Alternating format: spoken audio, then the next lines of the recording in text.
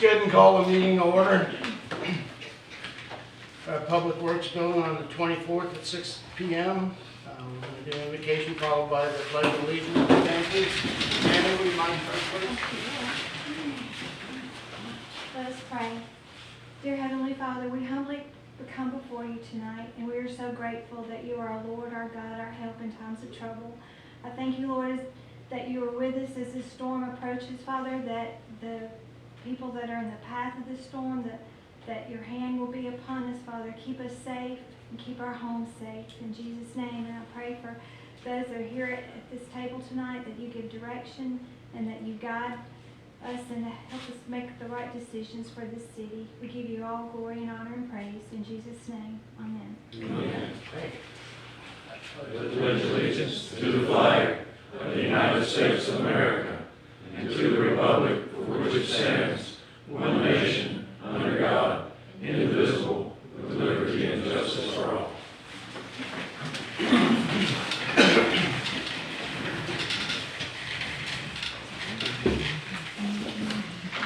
Can you call the roll, please? Mr. Linderman, Here. Mr. Adams, Here. Ms. Hamilton, here. Mr. Smith, Here. Mayor Wolf. Here. Consent agenda for Tuesday, July the 30th, 6 p.m. Any questions or acceptance? Anything at all? We're good? Make a motion to accept. Yeas and nays? Okay. Good.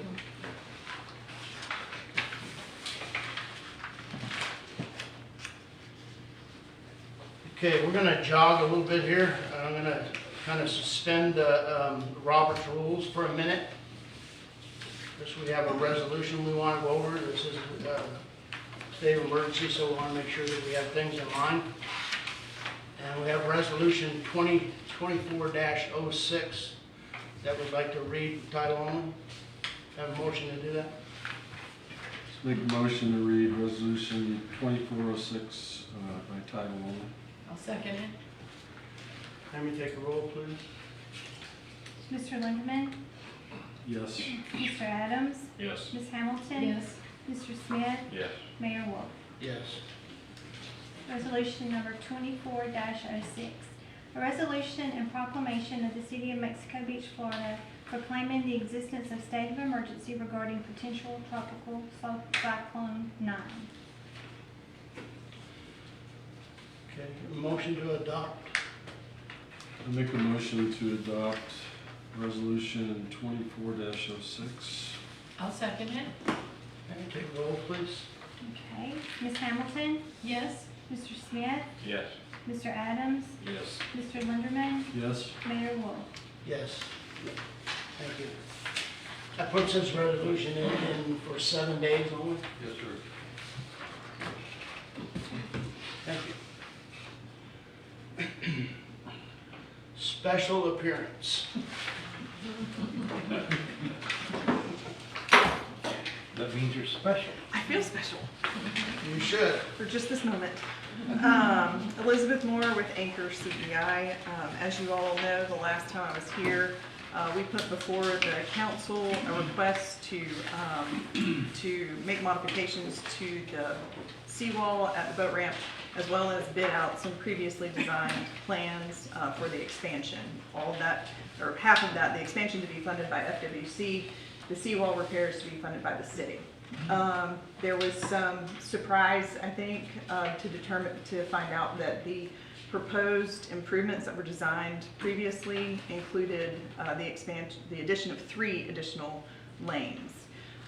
We have since talked to a couple of council members, and it seems that it's preferred that instead of doing 3 lanes, that maybe one large lane, like one double lane about 32 feet wide, about the same size as the existing, should be added instead of an additional 3 to make 6 lanes. So what's on the TV screen here is just kind of a little markup that we did to show what we think the city is looking to accomplish, which is a double boat ramp, so that you would actually have, arguably you'd have 5 lanes, but you know, it's really more of one small lane for a small boat and then probably 2 lanes for one large boat each. And so that's what we have sketched here.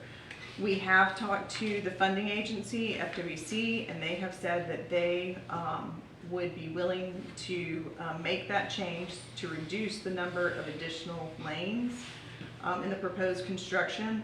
They also said that any funds left over from that, from the current grant, could be put towards the seawall repairs. Any additional engineering would not be able to come out of those funds because they have already paid for the design of the boat ramp expansion. So, but in the end, I think the city would still come out by far ahead because you're gonna move probably 25–30% of the construction funds out of the additional boat ramps. You'll be able to put that towards the seawall repairs that you were gonna fund yourselves, and then you'll just have less that you have to put towards the seawall repairs. I mean, you have to put less towards that, so you'll have more money in your pocket in the end. But what I'd like to do tonight, it's kind of a chicken and the egg situation. I need to get the city's direction as to how you want to proceed. And if this is how you want to proceed, so there'd be a total of 5 boat ramps, 2 large ones, 1 small one, so you'd be just adding 1 large boat ramp. If that is the direction that the city would like to proceed, give us that direction, and then make the FWC amendment that we have in your packet, approve that contingent on us filling in the blanks based on what we think it's going to take. In other words, the resolution that you have before you has certain quantities of concrete, it has certain dollar amounts, it has, you know, how much grass, how much demolition. I didn't fill that in yet because I wasn't sure that that's the way the council wanted to go. If that is the way you want it to go, we'll go ahead and fill in those numbers as best we can and then resubmit it to FWC, get that approval, and then we'll bring you a new proposal to make those changes in the design. Is that clear as mud? It's clear as mud on this side. I think we probably have some questions from the council and maybe some additional direction. Anybody want to start? I'll start. Doesn't matter to me. I can, you want to start, or I Sure, go ahead. The first, when I started looking at this, you know, we've got until July or June 30th, 26th. Is that correct? That's to have all activities done. That is correct, but they also said that they would work with us on that. If we needed additional time, that would not be an issue. Yeah, and so I always hate to see, you know, we've already got the grant in place, engineering was done, but I know there's some feedback of maybe wanting to change things. So I, you know, don't want to hold up the grant too long to do it. But jumping to another subject, my main thing is I got to reading this contract. And the first thing that popped up on page 5 was D. Was the terms of the agreement. And it says this must remain public access facility for a period of 20 years. Yeah, Jason, in that, I'm going to get interrupted because we just had a conversation with the attorney. And that's something that we're going to, I think right now we can focus on the design. And that contract has to be looked at because of that and one other reason that we have to. Because of our lease. Yeah. You know, Yeah, we have to go over the time because our current lease is not that length, so it wouldn't match the grant. But we can work on that side from the attorney side. Let's go ahead and stick to the design and see what we want to do with the design. Because we're not going to resolve the contract here. The other option would be just to table it and start over. But at least we can have some design conversation. Yeah, I have some questions on the design I'd like.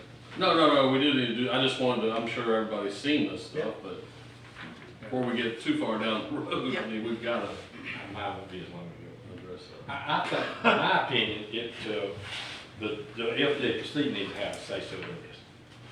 I know what she just said, I know what you just said, and I believe you, but I talked to Tallahassee, and you know, the grant. I think they need to be to explain what we can and what we can't do. In my opinion. Well, that's a little bit what I was talking about, the chicken and the egg thing. They said, And that's what she told me. yeah, she said y'all have to submit what I you want. understand what you Yeah. said, but I just said, I think really and truly that they could really tell us what we can and can't do, even though we've done agreed to the grant, and agreed to design. Now we're gonna kick the can a little bit. I don't wanna lose that grant. That's it. I did seek the advice of Mitch Coleman, who is here tonight. I feel like Mitch knows a lot about how that boat ramp is used, and he has some interesting ideas as well that he can explain.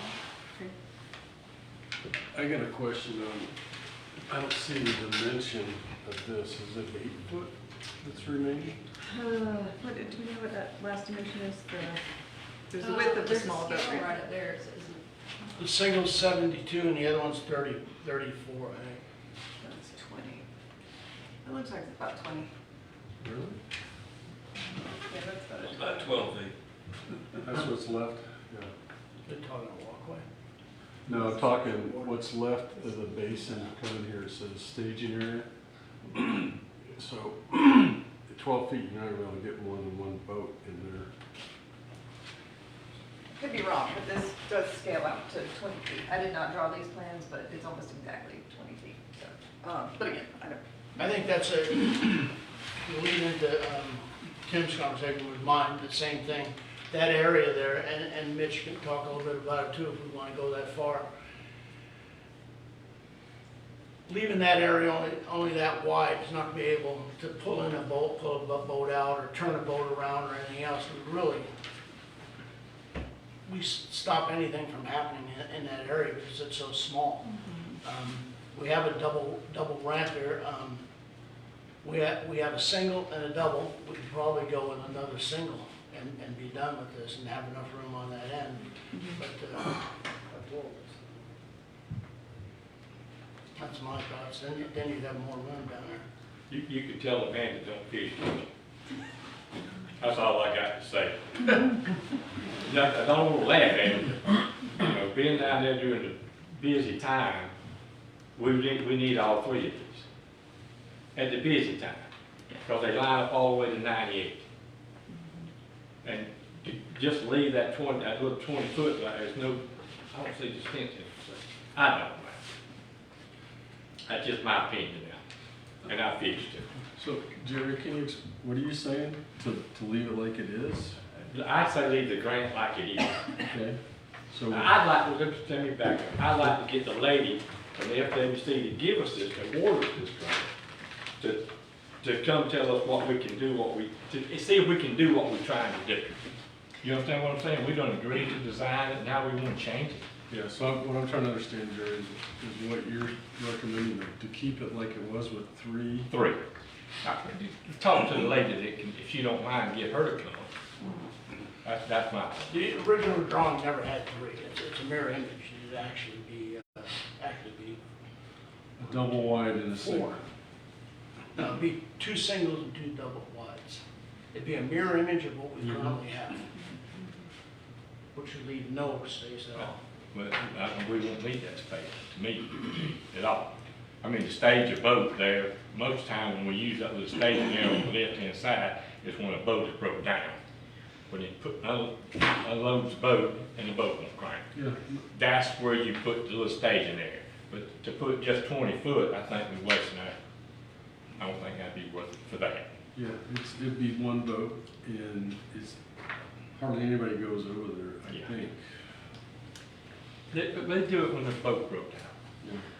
It may, I don't know for sure that FWC will come here. So is it possible instead, or as an alternative, if we could have some questions specifically for FWC, and then maybe we could get a statement from them saying what they will and won't do?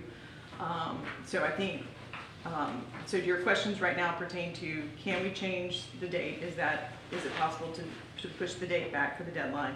Can we do the changes that we're talking about here, as far as modify it so that it includes some of the seawall, and possibly modifies the design?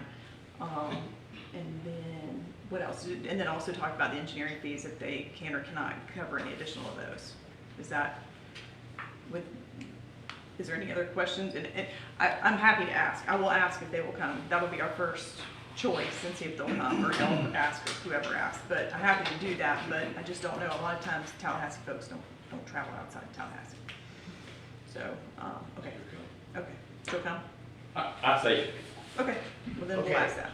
And then those are the questions I'll say, at least at a minimum, that she should be prepared to answer. You're our engineer, is that what we want to do at the table? I mean, I understand what Jerry wants to do, is that at the table? I would also like to hear what Mitch Coleman has to say, because he's very involved with the use of the boat ramp. Sure, Mitch, you want to come on up? Just introduce yourself and your address, if you would. All right. Captain Mitch Coleman, 210 Fortner Avenue, Mexico Beach.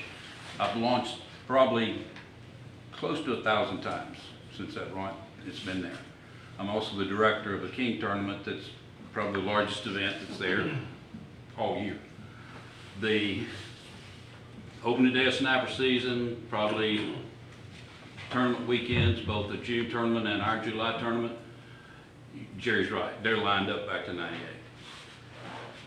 Having 2 more ramps or even 3 more ramps, if you had another one over here, it's not gonna solve the problem of people lined up back to 98.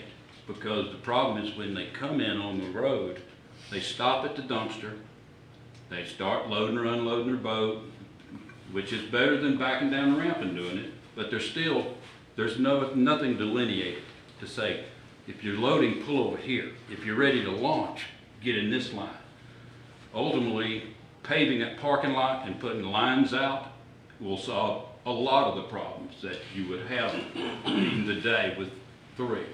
My suggestion, and I've spoken to Rich and to Linda and to Tim about it, instead of a double ramp, put another single ramp here. That would leave this entire basin open. Ramp space is not the problem as much as access to ramp. That's the problem. And until we can cure that, you could have 10 ramps down here, but getting somebody to them, and then too, you got a bottleneck up here. You also have a bottleneck here. If you're standing at the ramp and you're looking toward the canal, you see this bottleneck here. Well, that's a piece of property. If you're trying to come in here and bring into this double ramp with some of the 30-foot boats and up, that's a tough angle to try to come in there. So that's just some things I would think about. Again, it's more access to the ramp than it is ramp available space, available number of ramps. And the other part is, if you consider having the single ramp here to mirror this side, you don't need a finger pier. You use this finger pier to get to your boat. So that eliminates the cost of that, the cost of the double. It makes it a single. You could take it a step further and make it a shallow single for personal watercraft. So then you accomplish that as well, and it gets the personal watercraft off the other launches. Because you can easily launch 2 boats. I mean, 30 foot or more here, and a single, you can launch a 30-footer over on this single ramp. So there's plenty of space. It's access to the space. That's the problem. Thank you, Mitch. Any questions for Mitch? Mitch, anything? If you say that we don't need it, that way what you tell me. I'm saying we don't need 3. I'm saying we need 1 single is what I think. What you think we need. Yeah, and that way you don't have to add another finger pier. I mean, I understand what you're saying, and I agree in a way, but then again, you've been down there like I have been, and when you say this, they in the way, if they pull in there and back in there and then pull out, parking, which I hope we get another 1 acre to park cars in, would be a lot better, and pave the parking lot would be better. That would help us tremendously. Paving and lines, just having lines or even signage to say, if you're gotta load your boat, pull over here. Well, that's Yeah. what I did when I do park them. Yeah, I know, I'll you make a guys, pull-up. and the chief over there on tournament days, I mean, they got it going. Yeah, I mean, you But, pull you know, over, again, you it's- get your boat ready, you Yeah. back in there. It's 5 or 6 days a year, and I think we handle it really well those days. And again, it's just trying to direct, get the traffic too, because if you've got 6 boats or 5 boats launching and everybody's coming up the trailer at the top of the hill, traffic management's gonna be necessary. So it's just something that, if you think about it, if you got that option, think about just the single. That give you ability to launch 4 boats at a time. And that's really about all you could handle at the top of the hill and at the foot of the hill down here, because again, if somebody's trying to launch and load themselves, they gotta pull up over on this seawall, which they gotta stop out here so they don't block this, or they come in here in this basin and tie off. Then they go get their boat or their trailer back down. If they don't have any place to tie off, where are they gonna go? And going with that single, you add another almost 20 feet to that Oh, cover. you have if you just put a single same width as this one and having no extra finger pier, you open this You're gonna space up gain to all where that. you got space to pull your boat and tie off and load or whatever. And you can put signage over there, loading, unloading area. You know, I think it's a great idea to expand the ramp, but I think one would be plenty, and putting that money towards the seawall and paving that parking lot will answer a lot of questions. Another subject, though, it can't be on this one. Well, I just want to tell you, y'all are doing a great job, and I appreciate everything y'all are doing and the way y'all are moving this council forward. It's really refreshing to see. Thank you. Jerry, you I have a would, question? yeah, I do, but, I mean, and you can agree with me, I think. Mexico Beach Pier is, this and Indian Pass is the quickest way to the snap. Oh, Mexico Beach is by It's the far the best. quickest. The Port St. Joe does not even come close. You'd to spend what we got. $20 in gas each way across St. Joe Bay just to get to it. That's why we're gonna grow, and you know that too. We're not gonna be the same with all these houses, so that we need that boat ramp as big as it possibly can be. And I agree. And, you know, if you go ahead and do this expansion now and you pave that parking lot and see how well organized it is, and then you still come back and go, you know, we need more space. Well, then, build you another double. we already got the grant money for it. Well, I just don't think we're gonna need it for the foreseeable future. I think we'll have plenty of space with an extra single there, and that way we don't give up the other things that I talked about with access. Because on tournament day, they're lined up along that wall, bringing those fish up. But the parking's not gonna change based on adding another ramp. It's No. still gonna have, you're still gonna have the same lineup. Still lined up, The yeah. parking lot is the issue. Yeah. Do we have the other plan that had the 3 or 2 and 1? A slide of it or something? The mirror image? But, yeah. Yeah, it's right there.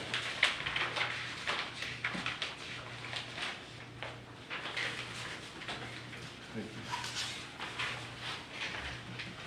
I'll take a look at that over your shoulder there. This is all new? Okay, so you eliminate every, try to think about how you can come in there and approach that. Well, I'm thinking, Just so the audience knows, what they're looking at is the current dock set up a single and a double. All they did was mirror image it to do it again. yeah, so I agree with Mitch, that would be a hard one to get into if the current and the winds are against you. But that may be your personal watercraft primarily, and if somebody has a smaller boat, they could definitely get in and out of that one. That's, so I'm kind of agreeing with you, Jerry, is what I'm saying, that to go with the 3. And he brought up a good point about there's a lot of people that come fishing by themselves. Mm-hmm. And they launch the boat by themselves, they pull the boat, they tie it up, they go park it. That's more reason to have an extra place, because you tied up that boat ramp for all that time. Yeah, and right now, I don't know that you could, it's really hard to tie up by yourself because we don't have very many cleats on those finger piers. But if I was gonna, I mean, if you're gonna stick with a double, then go ahead and go 3. I mean, because you just got dead space. Like, if you get dead space, you're not gonna be able to. You're not gonna use it anyway, so if you decide that you really need to go with the double ramp, then go ahead and go with 3. Yeah. But my recommendation would be just the 1 and have space available for parking and unloading. Yeah. My personal experience coming in there, and I have a cat, and it's a little harder, it gets blown around real easy. And the straighter, like Mitch talks about, you get lined up, a lot easier to get in. That corner, that bottom corner will be hard to get into. So maybe what we do is we agree that that becomes a small boat and personal watercraft ramp primarily, and you make it shallower in design. I don't know if you can do that. You raise it up a little bit from the other ones. That's exactly what Mitch talked about, not with a single, yeah. So, I guess what I'm thinking is you leave the design like it is, but maybe you modify the basin of that so that it's more designed for smaller boats and could even be used for kayaks, the big kayaks. Because they're not gonna be able to go on the kayak launch dock or building it. I mean, there's some big kayaks, so.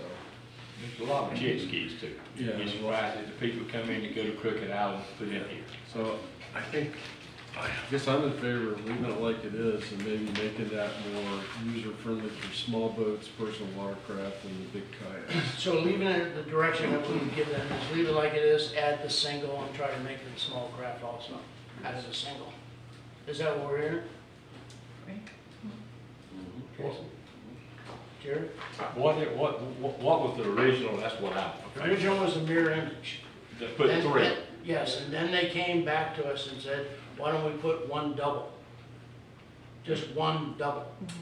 But after that, and discussing some things with Mitch and some other people, it's, might be better to go with one single. That's not So what that, I'm saying here. okay, I'm the saying, the bottleneck is right here, right? yep, Okay, the only way you're gonna break that bottleneck up is take that finger out and reduce that to a single. no, I think what I'm recommending, what Jared's recommending, is leave the plan like it is, and that small, that single ramp on the far side.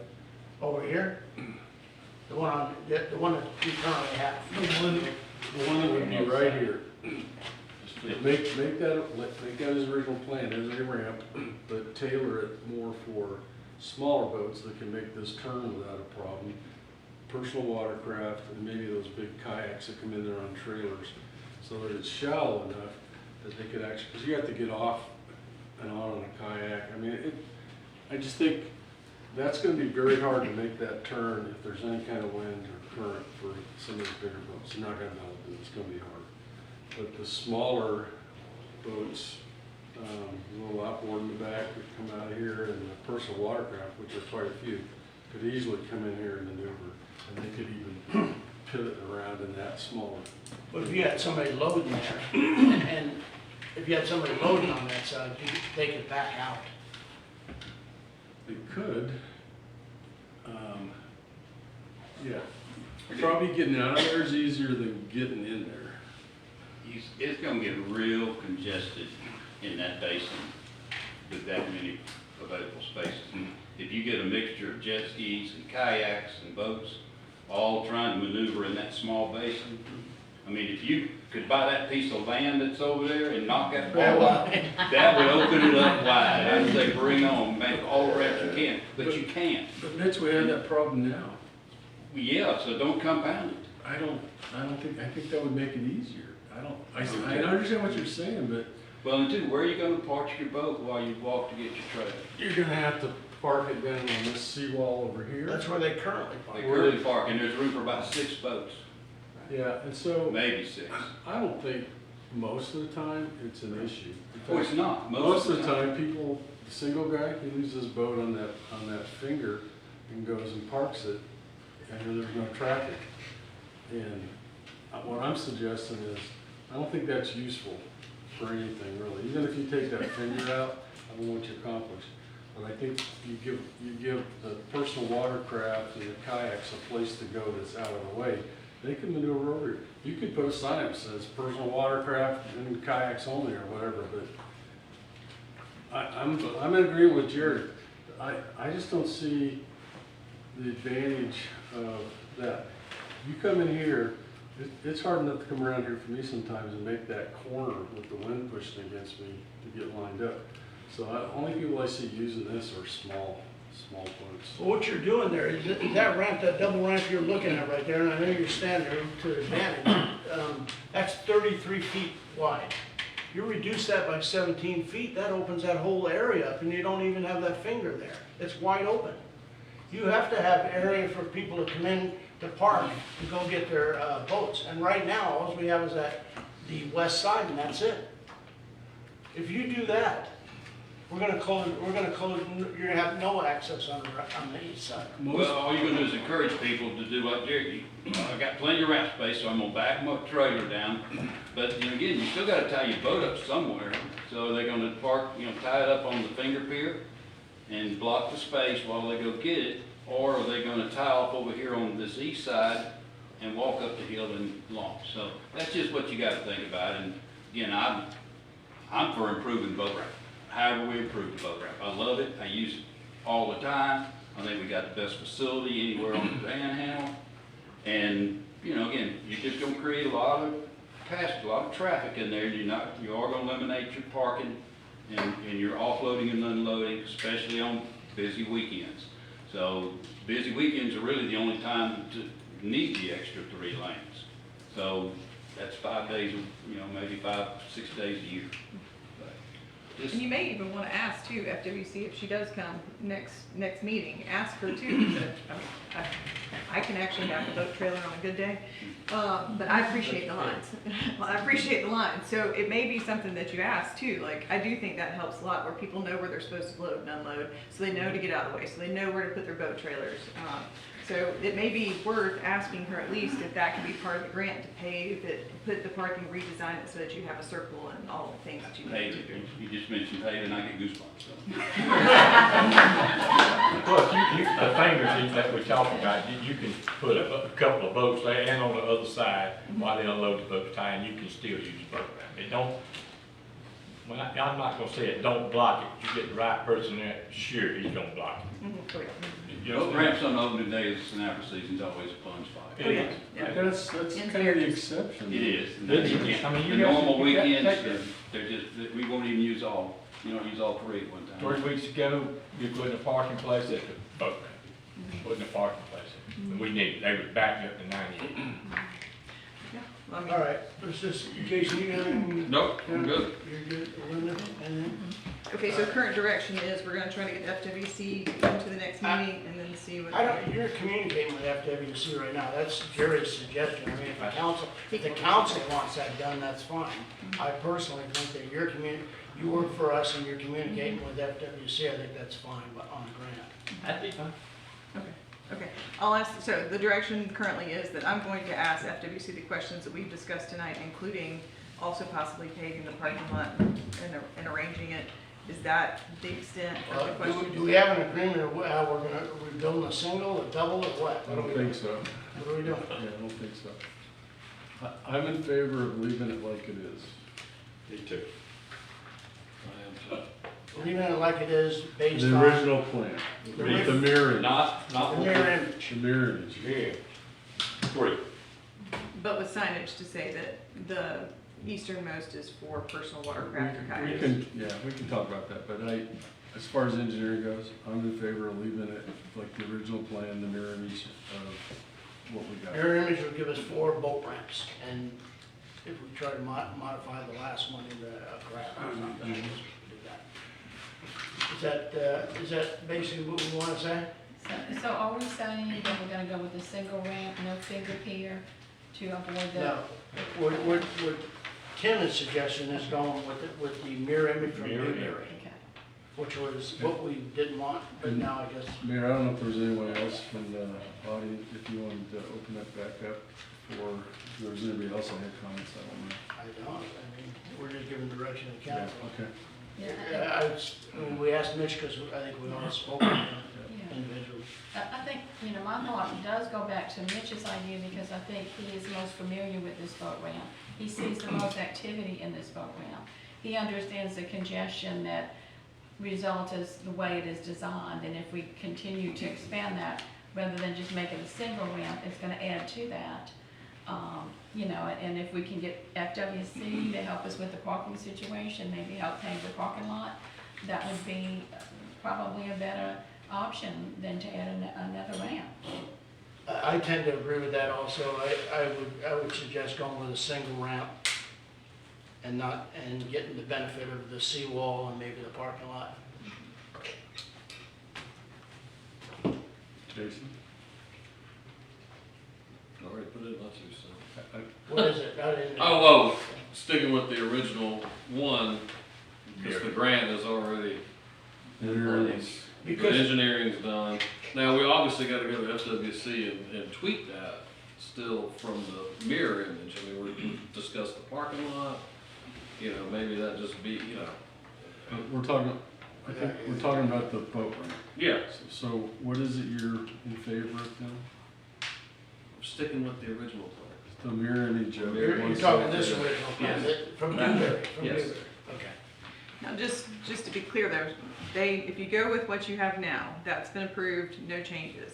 So that will not include, they're not, Parking, no. just based on my, I don't know if you had a different conversation, based on my conversation with FWC, they're okay with the cap of money that you have now. So that would not be adding paving. Now, you Right. could apply at a later date for additional funds to pave it, or you could swap it out and do the paving now and apply for additional funds at a later date to do an additional ramp. But Elizabeth, you're correct. This is from Dewberry. This is the grant. Out of this, we will get a mirror image, and that is it. The seawall will be paid by the city of $850,000 of citizens' money, and there'll be no parking lot. So But that's Mayor, where we stand. Mayor, you're making it sound like if we go with just a I'm single. making it sound like it is. That's what we're talking Okay, about. so to be clear, if we went with this design, how much money would we save to be able to use for other things? I think we had determined, now we weren't here when it bid before, but I think we determined that the bids came in at around 850,000, maybe 900,000. So if you reduce that by 30%, you probably get about 25% of that back. So, 150,000, somewhere in that range is what you would get back, just spitballing, just please don't hold me to that. Okay, so it's not like we would get 800,000 to do the seawall and the parking lot. We could reduce it by say 150,000, what comes out of the tax. Yes, that's the number she's saying, but I also would push for the single, not the double. She's talking That's about true, the yes, double. if you went to a single instead of a double, that would be, 60% less or 50%. So if we- 60% 4 or less. 500,000. So if we go to a single, we have, I mean, if we change, this is a question for you, you're an engineer. If we change anything at all, this is going back to engineering too. Yes, well, it's been compounded by the fact that Dewberry did the original Yes. design. So Yeah. for us to modify now, we can use a lot of what they had done before the survey and all that, because we have that, well, some of it. But yes, but the survey, of course, is just gonna be a small percentage of the actual construction amount, Yes. so. And the other thing to keep in mind, while we make this decision, and it hasn't been brought up yet, and I asked the question of Mel, and he'll check into it, we had to pay something for this. So out of that 9 something, there's some money here to do there. Now, I'm not sure what that number is. So is it possible to come up with some real estimates versus we're throwing a bunch of numbers around? I'm not sure how much this would save by going with just a single, 60%, 60% of what, of 900,000? Yes. You said it, That seems like, that seems like an awful lot. Well, I said it would, if you're reducing it by, say, 60%, then you probably get about 50% back. You do lose some, but again, people always look to engineers to come up with cost estimates, but we look on historical data. So we can put some numbers together for you and Well- just kind of see. So I'm just trying to understand this right now. So right now, the grant is for 900,000, I believe. 980 something. Okay, 980. And if we go with a single ramp, you're thinking then we'll save another, the math in public here, but 400 and some thousand I would dollars? say 400,000 maybe, yeah. That's big, I mean, I didn't realize that, that's a lot of money. I don't know, Jerry, what do you think? I'm thinking that the lady needs to ask the people that's giving us the money for the grant, can we do what we're kicking this can at me to do? Yeah. And if they say yes, then it's worth talking about. But if they say you got $986,000 for the boat ramp, the mirror, then that's what we're gonna give you. That's just money we done got. And that's been approved. FWC has already told our engineering group they are willing to modify the grant. We need to say what we want to do. Well, I gotta tell you, the money makes. quite a It makes big- a, yeah, if big that's difference. real money, if we're talking about saving 400 grand by changing it, it does truly change the game, but. We're not here to change, to save money. We're here to spend what they're giving I us. know, we can spend it on With the best something else, decision. yeah, I get that, but I wanna know, I wanna get to the end and it's like, well, we only, got 150 out of it to go do the parking lot or whatever. Well, I tell you what, why don't we, my suggestion would be, why don't we ask FWC if they'll come? If she'll come, then we'll do that. If not, then I'll ask some questions. In the meantime, we can put together some cost estimates based That'd be on some good. recent projects that have been constructed and kind of see what a single boat ramp, a double boat ramp, and maybe some parking improvements would cost. No Is that- offense, but just based on this conversation around this table right now, I don't think we're prepared to talk to FWC. I think that should be left up to you as our engineering group. There's too many different opinions here. But the person can answer the questions that we're trying to ask you. And I agree, but if that's what, you handle it. But I don't know. I think that we need to give her a direction. Do we want to go with a single and get the price on that? Do we want to go with a mirror image and get the pricing on that? What do we want to do? Let's give some direction of what to do. My suggestion is go with the single, eliminate that finger, fix the seawalls, and get a possibility of paving a parking lot. That would be my suggestion. For $980,000. If it's not, if they say they won't do the parking lot, then we get the seawalls and we get the single done. She did say that whatever we don't use on the boat ramp construction, you can put towards the seawall. Is there another suggestion? Okay, so that's one that I think that we can agree to ask. Then we want to ask a second one? Tim, do you have one? No, I don't know that the 150 is enticing to me. It's 490,000. That's a lot of money if you just go with, we're talking one more ramp. That's what, one ramp would be better. I don't know if two is worth twice that. I don't know. Jerry? We keep this can up. I'm like Rich, we didn't make a decision. If I'm My honest- decision though is just like one little time for me to do the mirror image of what we got the grant for. Mhm. Okay, so then you have one question to ask them on the single. And what would we be able to spend beyond the seawall, which they've already answered, I think, right? They've already said that we could do the seawall if we modify it, right? Yes, but I can also get her at least a bare minimum, send that in an email so that we have that from FWC and you're not just taking my word for it, because So one, what I'm hearing, you guys correct me wrong, one single, eliminate the finger, seawall repair, and a possibility of paving a parking lot. When you say one, There's two, we currently have two. One is 17 feet wide and allows one boat to go down. The other one is 34 foot wide and you can allow a large boat or two singles. So I think what you're suggesting is you take this finger out, we reduce the width of this to a single ramp. So there's just one ramp here, it's not this double ramp. Correct.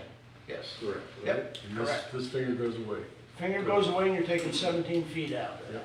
So the options are leaving the mirror image, not this, but the mirror image that we have, or taking this out and just making a single ramp. Correct. And And using- it also opens up that whole area for pulling boats And in. using the leftover funds for the seawall or the parking lot. It's not gonna be enough to do the seawall and the parking lot. Okay. right.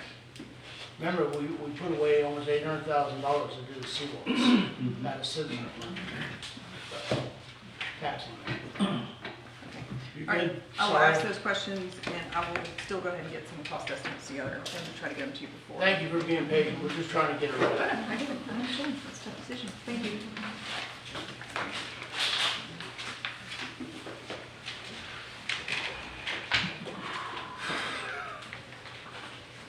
All right, we're gonna make another jog for the benefit of Mr. Dave from BDI. And if it's okay, I'd like to just move him in, move that subject up for BDI. That's number 7, I think.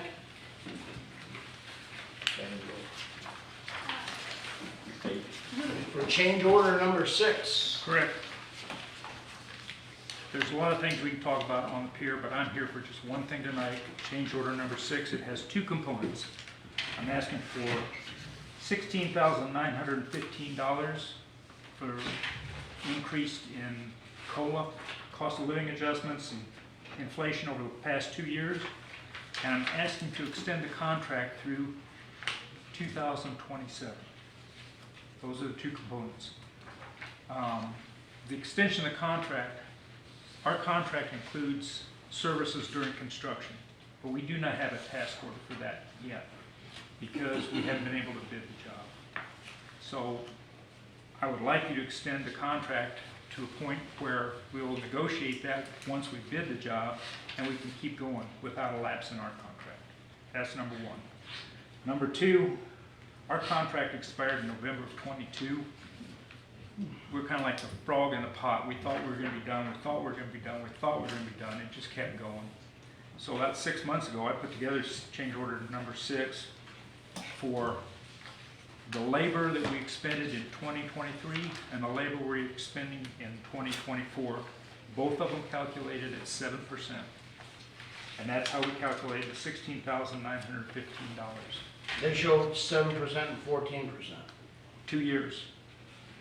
On the second line, it's 7 plus 7. There's 2 years of cost of increase there. And the first year is just 1 year, from 22 to 23.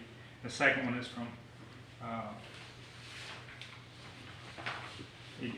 So the November 22 is for 2 months? no, 2 years.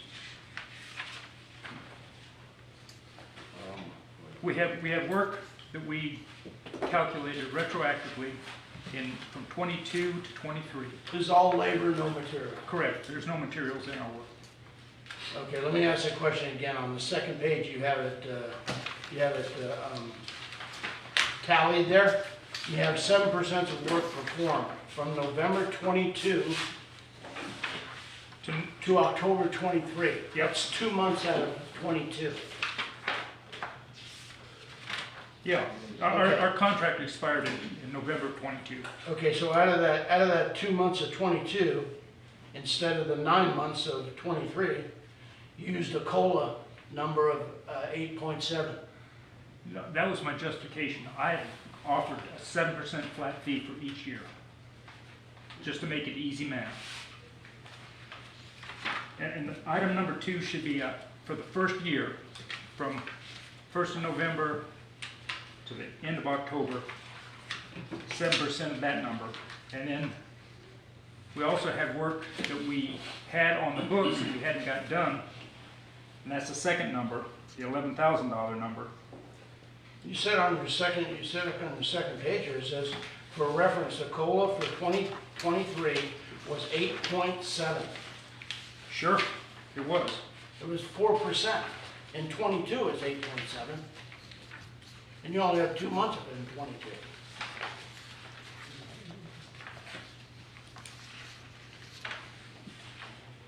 We got both inflation and we got merit increases.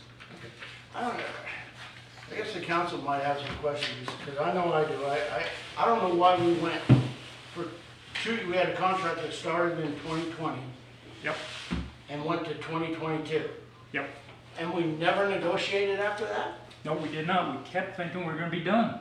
Okay, so now you're coming back and telling us you want $16,000 for 2022 and 2024, or 23, and basically 23 and 24, yeah. When there was nothing negotiated? No, no, this is all backward looking. All right. We have questions at the table?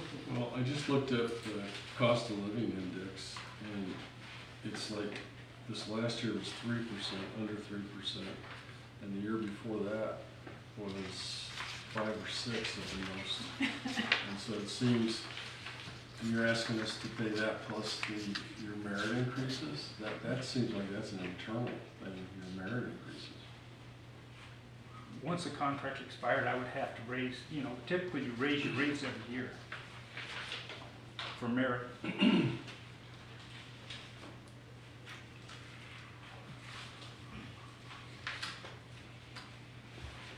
I'm not calling anybody, I'm using my calculator.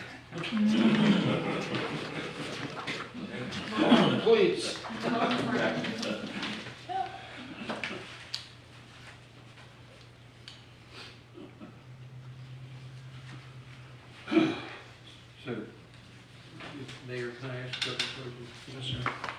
So the work that you did after the contract had expired, Sure. that you're trying to get paid for here. Yeah. Does the city know what that is? Yeah, it's the continuation of the design. It included,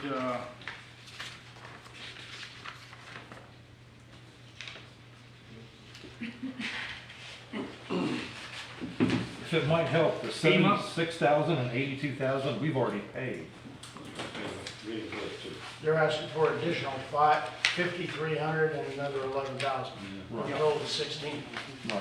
yeah, So that's what I'm asking, what that was. Yeah, they're asking for another total of 16,900. So this is money on top of what was paid for under the original contract? correct. Yeah.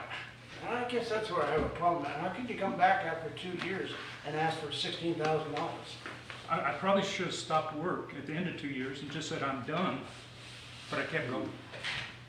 We're working with a variety of folks here at the city and having your best intentions at heart. And Dave, we want that. Yeah, We sure. want that, but you're a businessman. When do you go I am. back after somebody after 2 years and ask for $16,000 when you never renewed the contract? Well, this goes back to the FEMA discussions. A lot of this effort was FEMA. They're asking for this, they're asking for that. Dina calls me up, I need this right now. It's not part of my contract, so I do it. I guess the city, as I'm looking at, it, the city had no problem paying you the 76,000 and 82,000. Wait a The minute. mayor's questioning why we Tell don't me. pay another 17. Where am I on that? Oh, well, that was the base contract. That was Yes. the remaining work, around $160,000. That was paid in 23 and 24. Yeah, There was no base contract. We had no contract. You were working off an old contract. yeah, yeah. Okay, so you were okay to work off the old contract and bill us, but now you're coming back and asking for more. Oh, yeah, for the 2 years. I'm not doing that out of the goodness of my heart. Nor did you. You got paid 76,000 and 80. That was in the base contract. I got you there, sir. Yeah. I understand that. Yeah. But you're coming back 2 years later to this council and asking us to pay $16,000 Well, additional. look what the alternative is. I get a call from FEMA, which I got Friday, by the way. And I said, no, I'm not gonna do that. Project's on hold. I'm gonna get a change order. It's gonna take me 2 months to get a change order. We'll come back and we'll do it then. Why would you do that after you just worked with us for 2 years? That really pisses me off.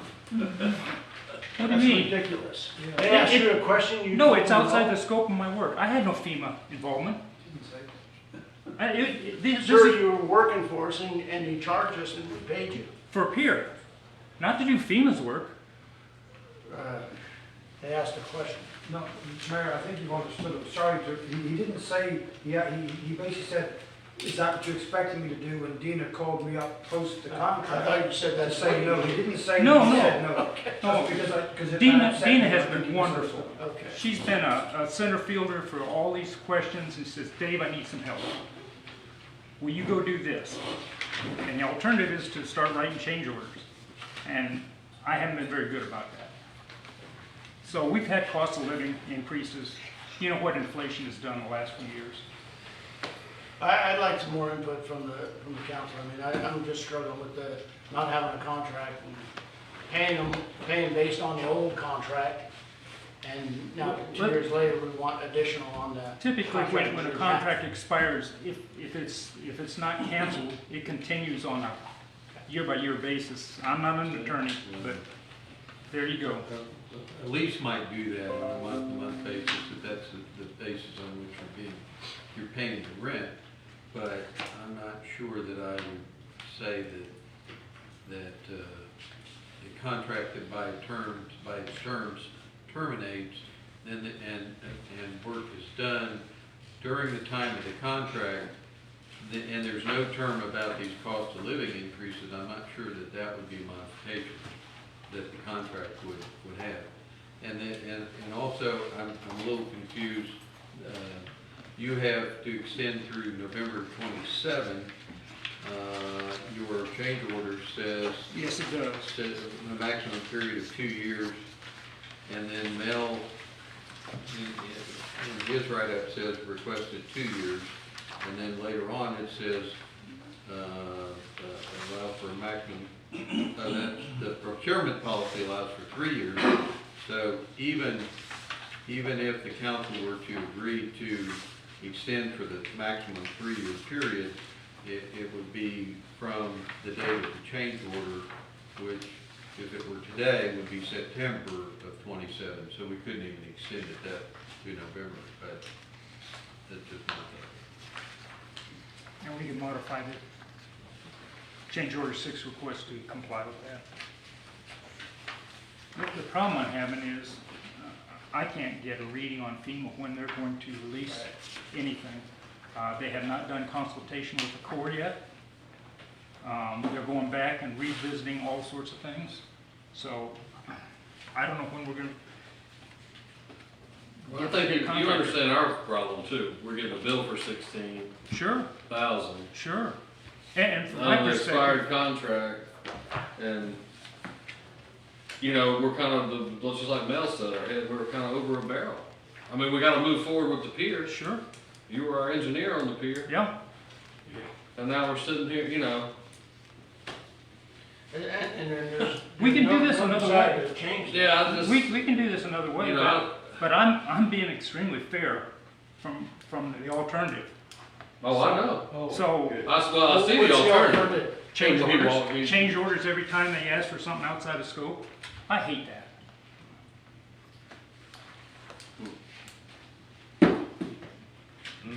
Coming here tonight, I thought $16,915 on a $500,000 contract, that's not a big deal. FEMA should be paying it, I don't know if they will or not, but they should be, It's it's not theirs. it's not the amount as much as the optics and the legality of it. I mean, I don't see why you don't see that. Well, I could say the same to the city. You know, somebody should have said, hey, your contract is expired in 22, why didn't somebody stand up? Did I not tell you that now? You did. Yeah, we don't I know agree. why it wasn't done. I'm not saying we didn't do anything wrong here, I'm saying we're both wrong. Yeah, This is a hell of a way to do business. okay. It's better than the alternative, though. How can we get out, Mel, a little insider, how can we do this? Well, I understand him, I promise I understand these two, but how can we settle this with us all being halfway happy? well, his comment is correct. $16,000 on a $500,000 contract really isn't all that much. Even if you don't get reimbursed, then we're out to $16,915. But if we don't do this, then we're gonna get nickel dime with change orders every time he gets a question from Dina or FEMA or whomever else. And then if we don't pay the 16,900, they could potentially pick up their ball and go home. That's Then what we're we really did. stuck. We don't want, yeah, that's what We don't want that. I'm And not. neither do I. Right. Have you got it back to the table, or you? So you're saying moving forward with the extended contract, and this is 3 years, you're still willing to answer all these FEMA calls? As best I can, you know, it's kind of like a Ouija board. I don't know what the next call is going to be. I know. Yeah. Plus, we got, the big ticket item is going to be the services during construction. If we ever get there, we're at least a year and a half from starting any construction, the way I see it. I figure 2 years. Yeah. 2 seconds, did I apologize for not asking anybody in the public if they had anything. Did anybody in the public have any comment? I kind of went off there. I apologize for Thank that. Thank you. I did it in the interest of the citizens. I understand. How's that? Well, they laughed at that, so they must be happy with it. Good, good. All right. All right, back here, what, So, I wanna go back to Mr. Sloan. If we agreed to pay this, what would we legally need to do to the how we proceed with this? Well, first of all, your contract technically expired in November 2022. So, you know, the real point that I'm concerned about is, okay, you've got a purchasing policy that says you can extend it for 3 years. Well, that's talking about extending it from 3 years. When does that date begin? Does it begin Because if you're compensating him for the period between November 22 to today, then you're acting as though the contract was extended during that period of time, and now you've only got a year and a half or a year more that you can extend it to have the full 3-year term. Could we not extend it another 3 years after that? Well, I'd have to go read the policy, but I think Mel's quoted it at 3 years. Yeah, the policy is clear to say you can do it 3 years without bidding. If you Without go bidding, past 3, you so- gotta bid it again. That doesn't mean the council can't go against their own policy, but is that a good policy to follow? Yeah, you fix the policy if you're gonna change the policy. Right. You But don't, it got us you where don't we're at. violate your policy. Okay. So anyway, that's my concern, that effectively, he's apparently working during this interim period, which effectively would make it an extension already, and then he's talking about a further extension, and the question is, okay, if you do that, you extend it from November 13th of 2022 to November 13th of 2025.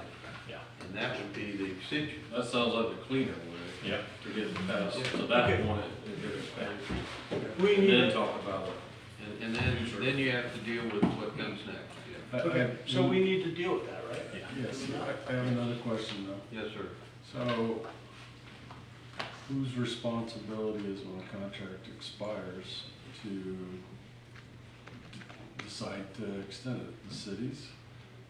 Should they have come to us and said, hey, our contract's expired, we need to extend Well, it? typically, if someone is performing services and they want to perform additional services, I would have thought they would have said, hey, city, I want to let you know that your contract expired, but we're still performing services, so we need to address that. The city also has that obligation? Well, I mean, the city should have been monitoring it too, no doubt about it. As the mayor said, you know, there's concern on both sides. Okay, sorry, Mayor. I just want to move along and get it right going forward, so we have to redo the contract, is that true? Well, you would have to, if you're gonna pay him for a period of time, you can't just say, oh, well, that period didn't count, because he's doing services for you during that period of time. So I think you have to say, okay, well, then you extended it during that period of time, and then if the max you can do it is 3 years, then look at that 3-year total window. So your window would close in November of 25. Then would we, based on our procedure, would we have to go out to rebid this? According to the procedure, that would be correct. Or you Or we adjust your the procedure. policy. Let me ask you on your procedure, if a contract continues with additional services, where does the clock start? If there's time, say, this is change order number 6, if there's time on change order 1, 2, 3, 4, it goes to a certain period, then when does the 3 years start? At the end of that time or the end of the original contract? Well, the contract only lasted 2 years, and unless you tell me that in 1, 2, 3, and 4, that they did something to extend that period of. I think there is some time in some of those other change orders. But the change orders that I saw had this language, all of them had the language at the bottom that keeps saying it's for a maximum period of 2 years. Yeah. So they all had that. Well, if that's the case, then the total contract expired in November of 2022. And if you want to extend and perform services during the interim, it seems to me that then you're asking for the contract to be extended so that you can be compensated for the services you're performing. And you can't take a hiatus and then say, oh, well, even though we did services in here, we're gonna really start over here. You have to be consistent one way or the other. I think the quickest, and best way to go is to go ahead and grant the 3 years. And then in the meantime, we adjust our policy to allow the council with a little flexibility to adjust a contract under extenuating circumstances. Based on going to the November of 2027. Yes, sir. And then we just have some sort of bid services? that Yeah, we put out? services during construction is in my contract of 2020, but it's not been negotiated. No, but we just had something here, in the last month that we had something, That was for the extension. that was for the, and they were the That only. was for the extension. Thank you. Okay, I think we just go, I think we gotta do the 3, I mean, that's the cleanest way, and get it to the 25. Well, he's already been paid, not just For that's 23. for 23, I mean, it's been paid for Yeah, 23. He's been paid for services he performed, so you in essence extended it de facto, even if you didn't say you were doing that. And so would we be backdating this council? I'm sorry? Would we be backdating this contract extension? I mean, Well, you would be extending it effective as of November 22. November of 2022, 3 years, is that for a what period you're of 3 years. That'll take us, and then we'll have to, like Mel said. Have to redo the policy to allow some adjustment. It's 2 separate pieces. Well, you could. We could do I we could mean, do the policy change later, we got to. yeah, the policy would have to be That's what I'm done saying. separately. Right. I'm not doing that. No, right there. All right. But that doesn't address the other question Right. he's asking about the 16.9. How do you want to handle it for 69? I mean, you just want to be paid the 69. You understand we both have responsibilities here? Sure. And we both failed? Sure. You willing to split the difference? Not really. I Oh, we don't. both failed here. We didn't, Well, I mean, okay, then next time I get a question, I go back to the change order process. That's my alternative.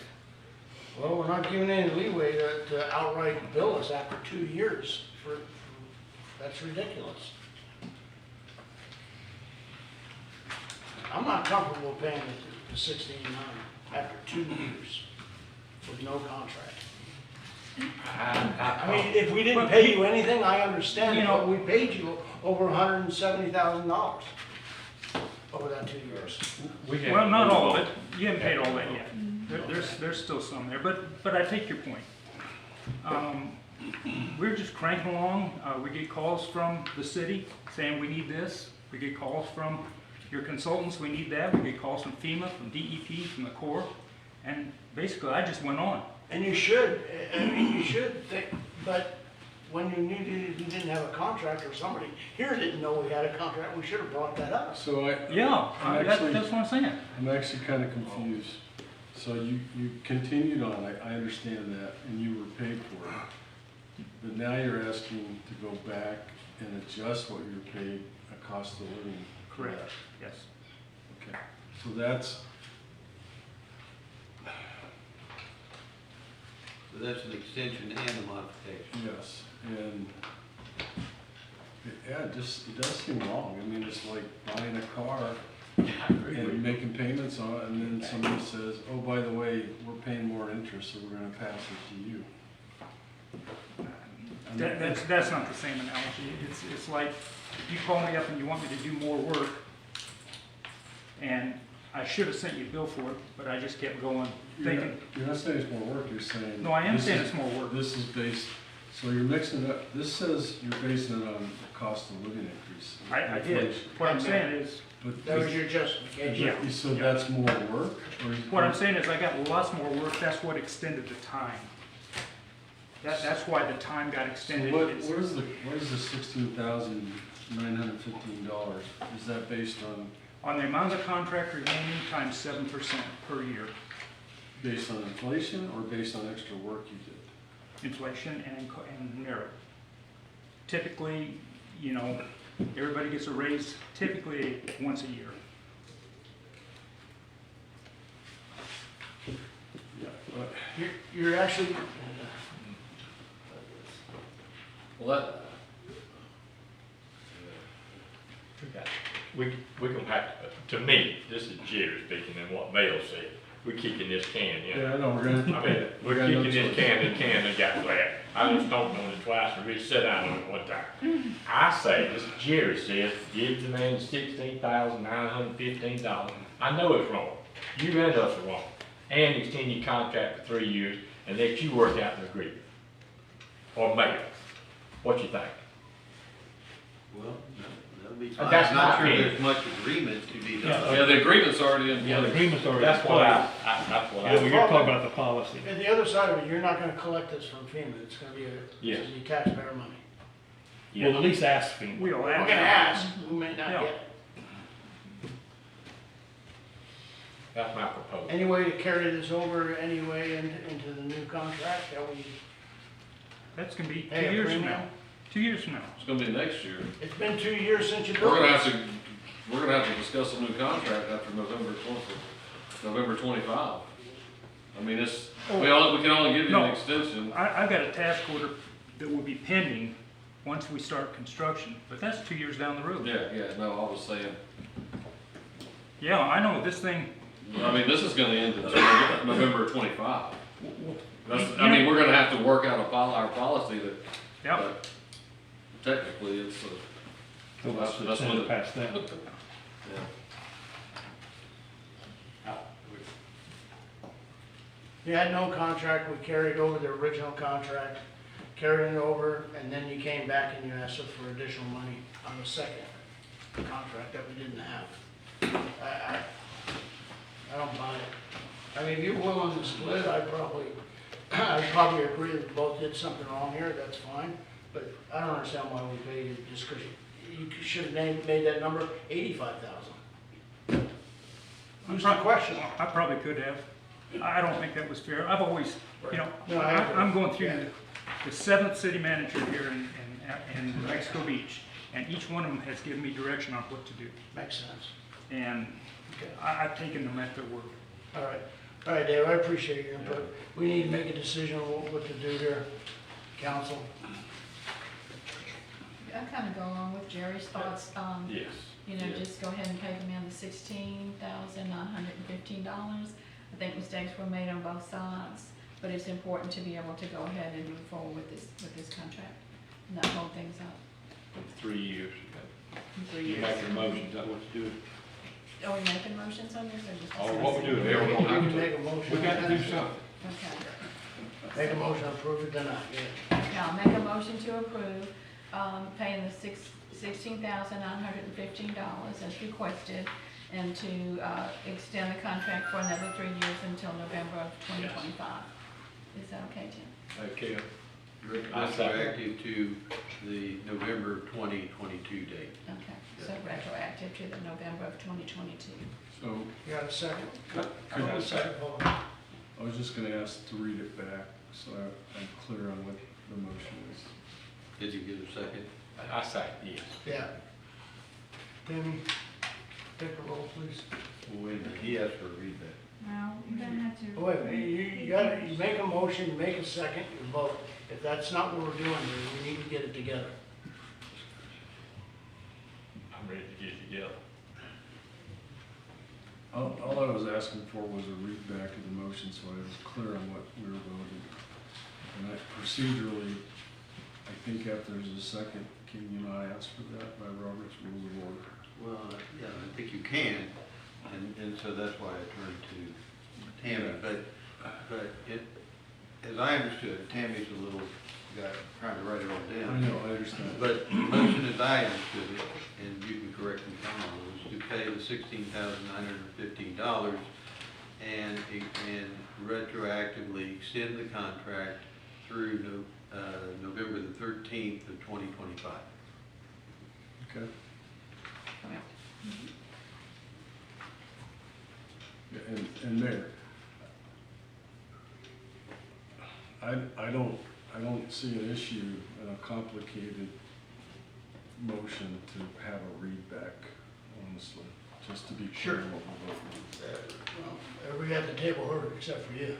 on. I heard it, but All right, it's not the first time, Tim. All right, take a roll, please. Mr. Linderman, yes. Ms. Hamilton, Yes. Mr. Smith, Yes. Mr. Adams, Yes. Mayor Wolf. No. Thank you. All right, thanks, sir.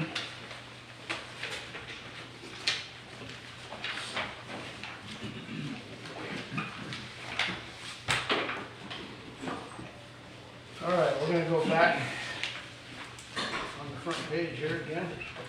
We're jumping around a lot, we're trying to accommodate needs, taking a lot of time. Back to the regular agenda, we're at ordinance 845. Read by title only. Motion to read by title I'll only. make a motion to read ordinance number 845 by title only. I'll second it. Tanner, take a roll, please. Mr. Linderman, Yes. Mr. Adams, Yes. Ms. Hamilton. Yes. Mr. Smith. Yes. Mayor Wolf. Yes. Ordinance 845. An ordinance of the City Council of the City of Mexico Beach, Florida, authorizing the amendment for the appropriation of funds and adoption of the amended budget for fiscal year 2023-2024 for the general water and sewer fund, providing for severability, providing repeal of parts of ordinances in conflict herewith, and providing an effective date. Open for the public discussion. Anybody from the public? Anybody? We're good. Anything at the table? Discussion? No. Make a motion to approve or deny ordinance. Make a motion to approve ordinance To 845. adopt, to adopt. To adopt. Motion 845. I second. Ordinance Take the roll, please. Mr. Linderman, 845. Yes. Mr. Adams, Yes. Ms. Hamilton. Yes. Mr. Smith, Yes. Mayor Wolf. Yes.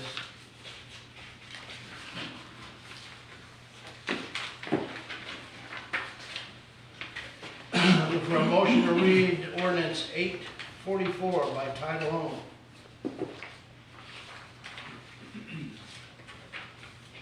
To make a motion to read ordinance 844 by title only.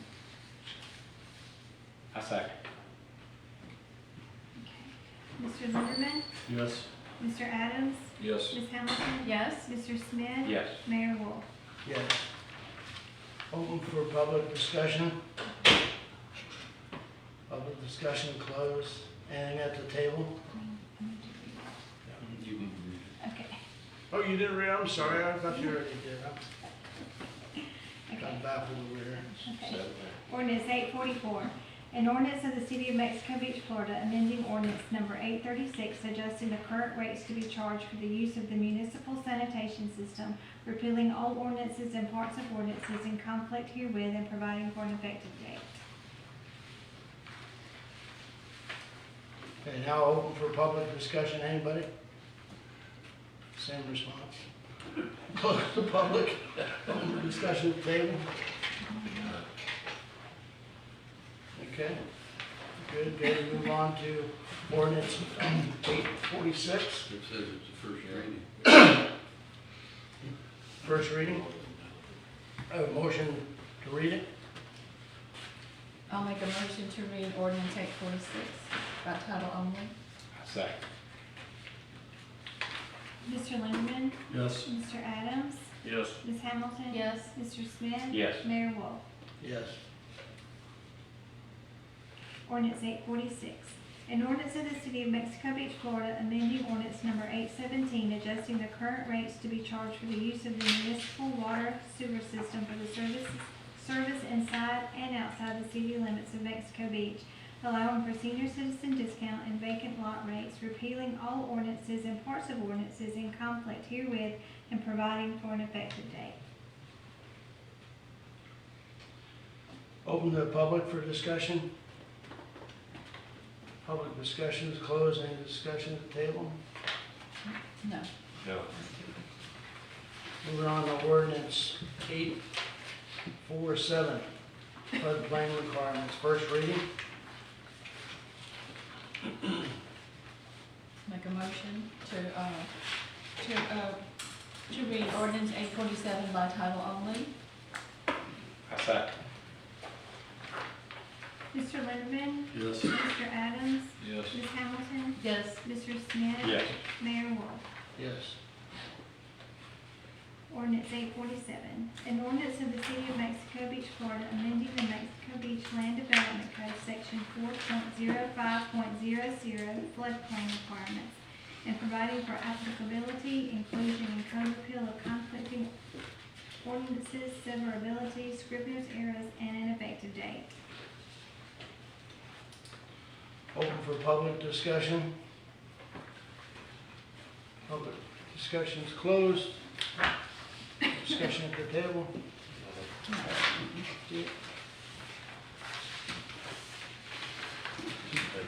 We go by BDI and go to update Parker Park and Under the Palms Restroom City Administrator. Yes, I'm plumb tuckered out already, Your Honor. Join the crowd.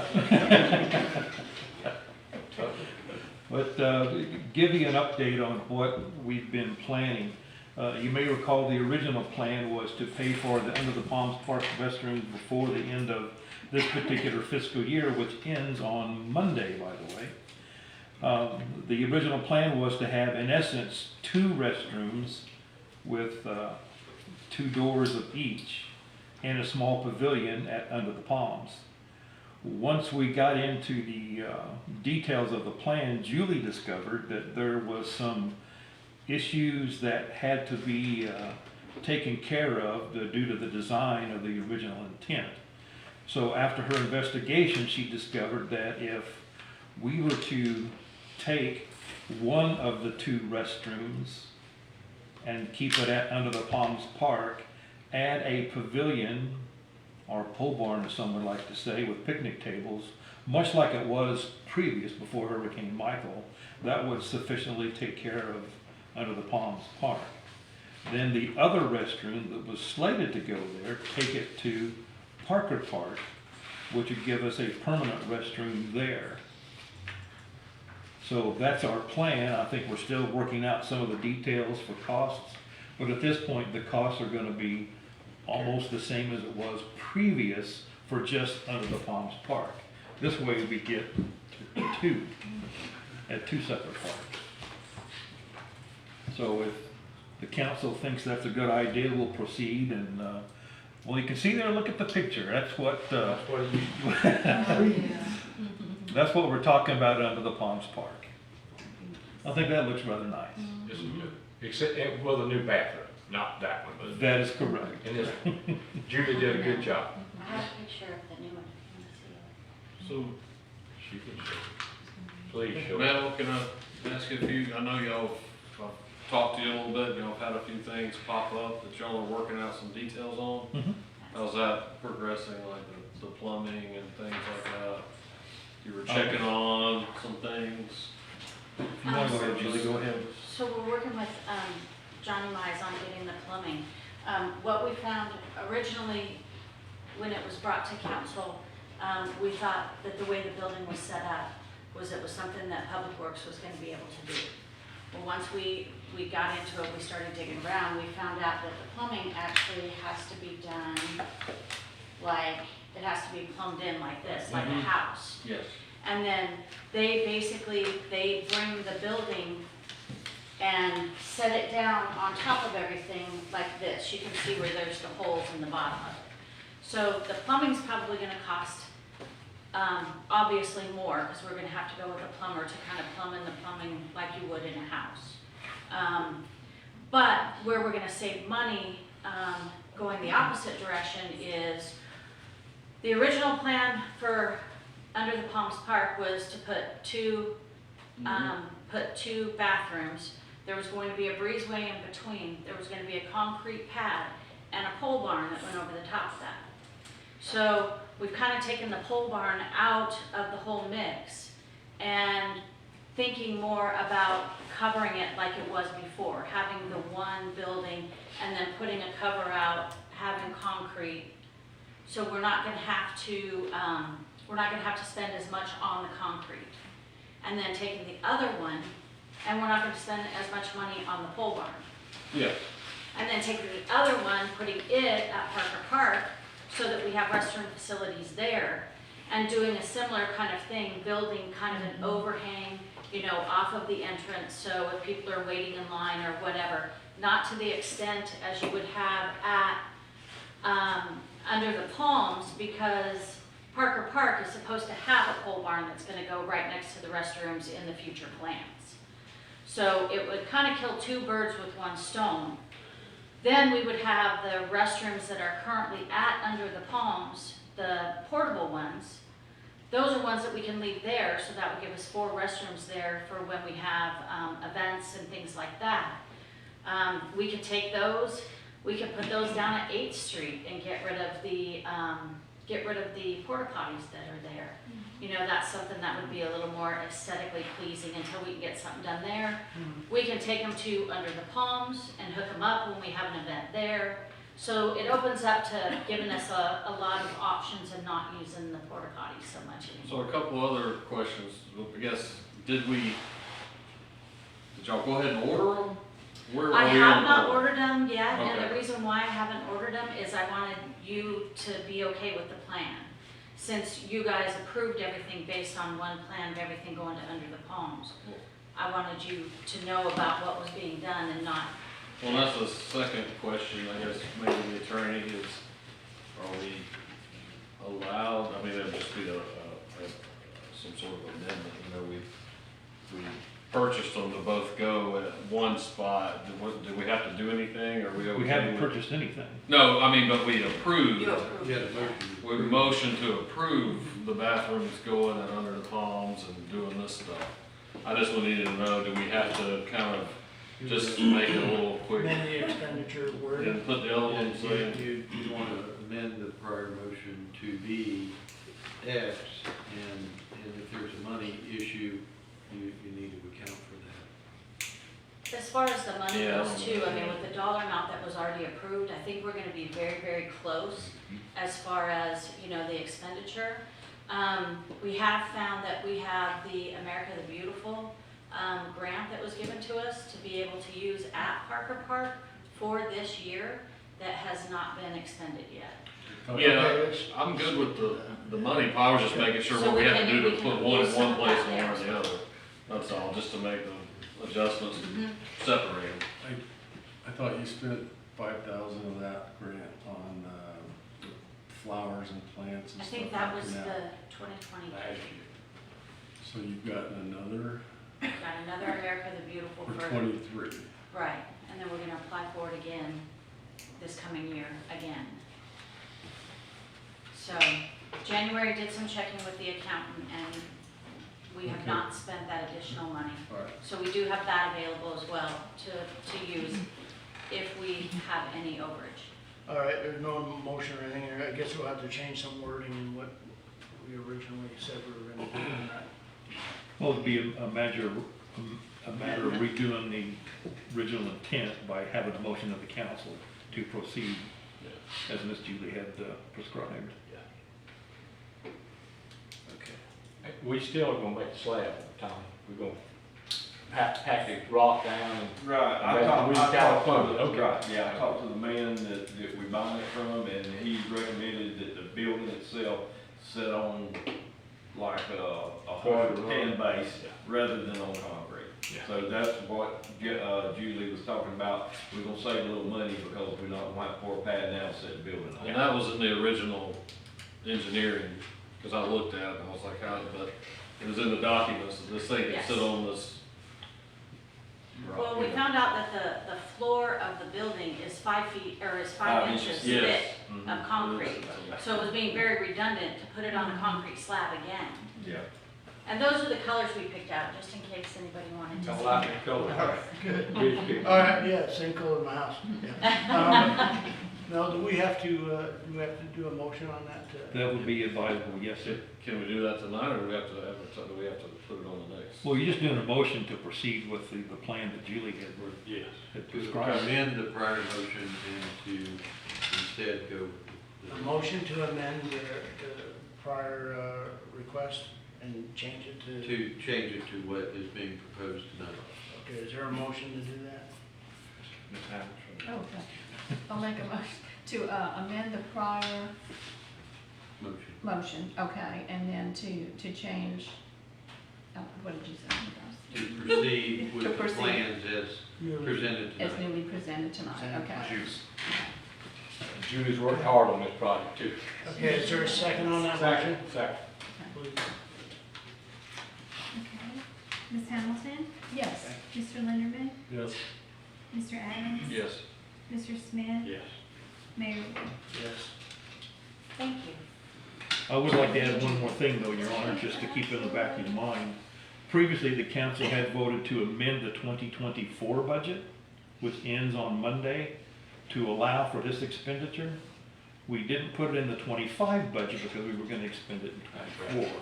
So in 25, once we get all the details financially worked out, we'll ask the council to do another budget amendment for the 25 budget. It'd be just a carryover, right? Exactly. All right, golf carts and LSVs in the park, city administrator. Yeah, this is a simple one for me because this is a request of the council to bring it up for discussion, Yep. so discuss away. Yeah, my part on it, I've asked some citizens and they would like to keep the golf carts, using them in the park. That was my input from some citizens. Anybody else ask any questions? I'm like, I didn't quite, you said from using them? Yeah, they want to keep using them in the park, in there. Oh, they want to don't have, want that, just to hold down the rules, basically. You can't be doing donuts in there and stuff. And I think part of the reasoning too is the parking is so far away, like from the playground and the Mr. pole barn, Collins. so that gives families with younger children the access to be able to travel and carry something on the golf cart. don't we have an ordinance that says you can't? Mayor, where you I'm over here. at? Discussion, do we not have an ordinance that says you cannot have golf carts or something in parks? I would have to look, I think so, but I would have to look up. I think so. Yeah, I think so. Ones that we do. and I could verify that tomorrow and let you all know. Mr. Cox brought this up the last time we were here, and I believe that there was an ordinance that they could drive in there, and he was asking that that be changed. Was that your request, sir? Yeah. We will table that for the next meeting until Mel checks that out. Yes, sir. Discussion on old dredge. Oh, boy, the old dredge. Hurricane. Don't worry about it, it's gonna flood. Bottom line, we gotta get the dredge out of the canal before it sinks and becomes an environmental hazard. I think everybody knows that. But this thing has kind of been a moving part that we need to come to some conclusion. We had originally thought, because the city council had purchased the motor for the old dredge and used it for maybe just 1 month before the new one came online, that we could maybe sell that and get some of that money back out of it. Well, as it turns out, that really has not been something that we can do because the place from which we purchased it said that they really don't want it back and they don't even have a buyer for it. So we're stuck. If we were to take the thing out, we would have to store it somewhere until someone came a-calling and said we need a motor of similar size and like. So we are faced with an issue on how to fix this. We asked Tommy to get some figures because if we were to go ahead and take the motor out, that's going to have a cost of a piece of equipment to come help us take it out of the old dredge. Then we got to haul it from the place in the canal up here somewhere. Then we have to take the dredge to the boat ramp area. We have to have a piece of large crane equipment to come in and pull that thing out of the canal. Then we got to cut that all up. Then we got to load it on the lowboy. Then we got to take it to metal recycling. And then we'll let Tommy tell us how much it's probably worth at this time. We're talking pretty big bucks. So if we do all that, we've got an expense he's going to show us here in a minute. But on the table we have Mr. Garrison saying that if we were to allow him to take the dredge as is, including the motor, he'll take it off our hands, we'll call it even, and he gets the motor and the dredge. Mr. Garrison is the man that does what Fix that. for us? He does all the road debris and everything that we have. We contracted with him? We've contracted with him, yes, sir. And he's also the place where we take our debris after a hurricane and that sort of thing. So Tommy, it's all yours now. Good afternoon, council. Mr. Mel had asked me a while back to kind of get some ideas of what it was going to cost. So me and Troy in January has worked on this now for about 2 weeks. So as Mr. Mel said, if we go down, take the motor and the pump out of it, we're going to have to pay, somebody, last time we paid Adam Miller, I think $500 to go down with a piece of equipment to remove it. We don't have anything in-house. It could pick anything that heavy up. And then we would have to bring that back to the yard. So the $500 is a minimum thing. Troy contacted Deep South Crane Rental, and for them to bring a crane here from Pensacola, large enough to take the dredge out of the water, put it on a trailer, and bring it here to the yard, is going to cost $18,775.80. That's just the expense to get it out of the water. They would have to set the crane up. They came down today, met with Troy. They would have to set the crane up in the parking lot there across from MX1 and reach across the road to pick it up, to get it out of there. Mr. Mail asked me to talk to Mark Garrison. I did talk to Mark, and Mark basically said if we pulled the motor out of it, the value of the dredge as far as taking it, cutting it up, and selling it for scrap was about $2,000. He said he would not be interested in that. He said if we wanted to leave the motor in it, the pump really wouldn't do him any good anyway. I think he would be interested in the motor, but he said if the city wanted to just have him scrap it as is, he would do that for the dredge itself. But So, I mean, question. yes, sir. Our last talks about this, we were kind of moving in the direction to pull the motor and the pump at City Hall. I thought at that point, Mr. Garrison had already said he would take the dredge. I mean, we don't have anything in writing that he would take it. And I thought that's where we were headed with this. Well, so now we've kind of. I think Mr. Mail was that way too, but that was, Mark was under the assumption that he was just gonna take it when he talked with Mr. Mail, the whole thing as it was. Yeah, like he said, he said he never intended for Mail to think that he was talking about after we pulled that out. So, yeah. I think the other side of that, Jason, is we asked, when we asked him to do that, he was all in on it, you know, kind of, hey, I'll take the metal and scrap it. But then he started, we had some conversation about cost, and he said, hey, go out there and see what this is gonna cost us. Now, reality is, he couldn't do it. It would actually cost him money to do that. Oh yeah, he that's what he told me. He said he would lose money. He probably not gonna make much anyway. I don't know. They first told us that motor we could sell it back to them for around 20,000. Well, what's happened in between the time we got it and now, Troy contacted Rudy, who built the dredge and built our new dredge. Rudy said they don't even use that motor anymore in the new dredges. They completely went to something different, and instead of the what's in there now and our new dredge is a 6-cylinder, inline 6-cylinder. So, I'm sure.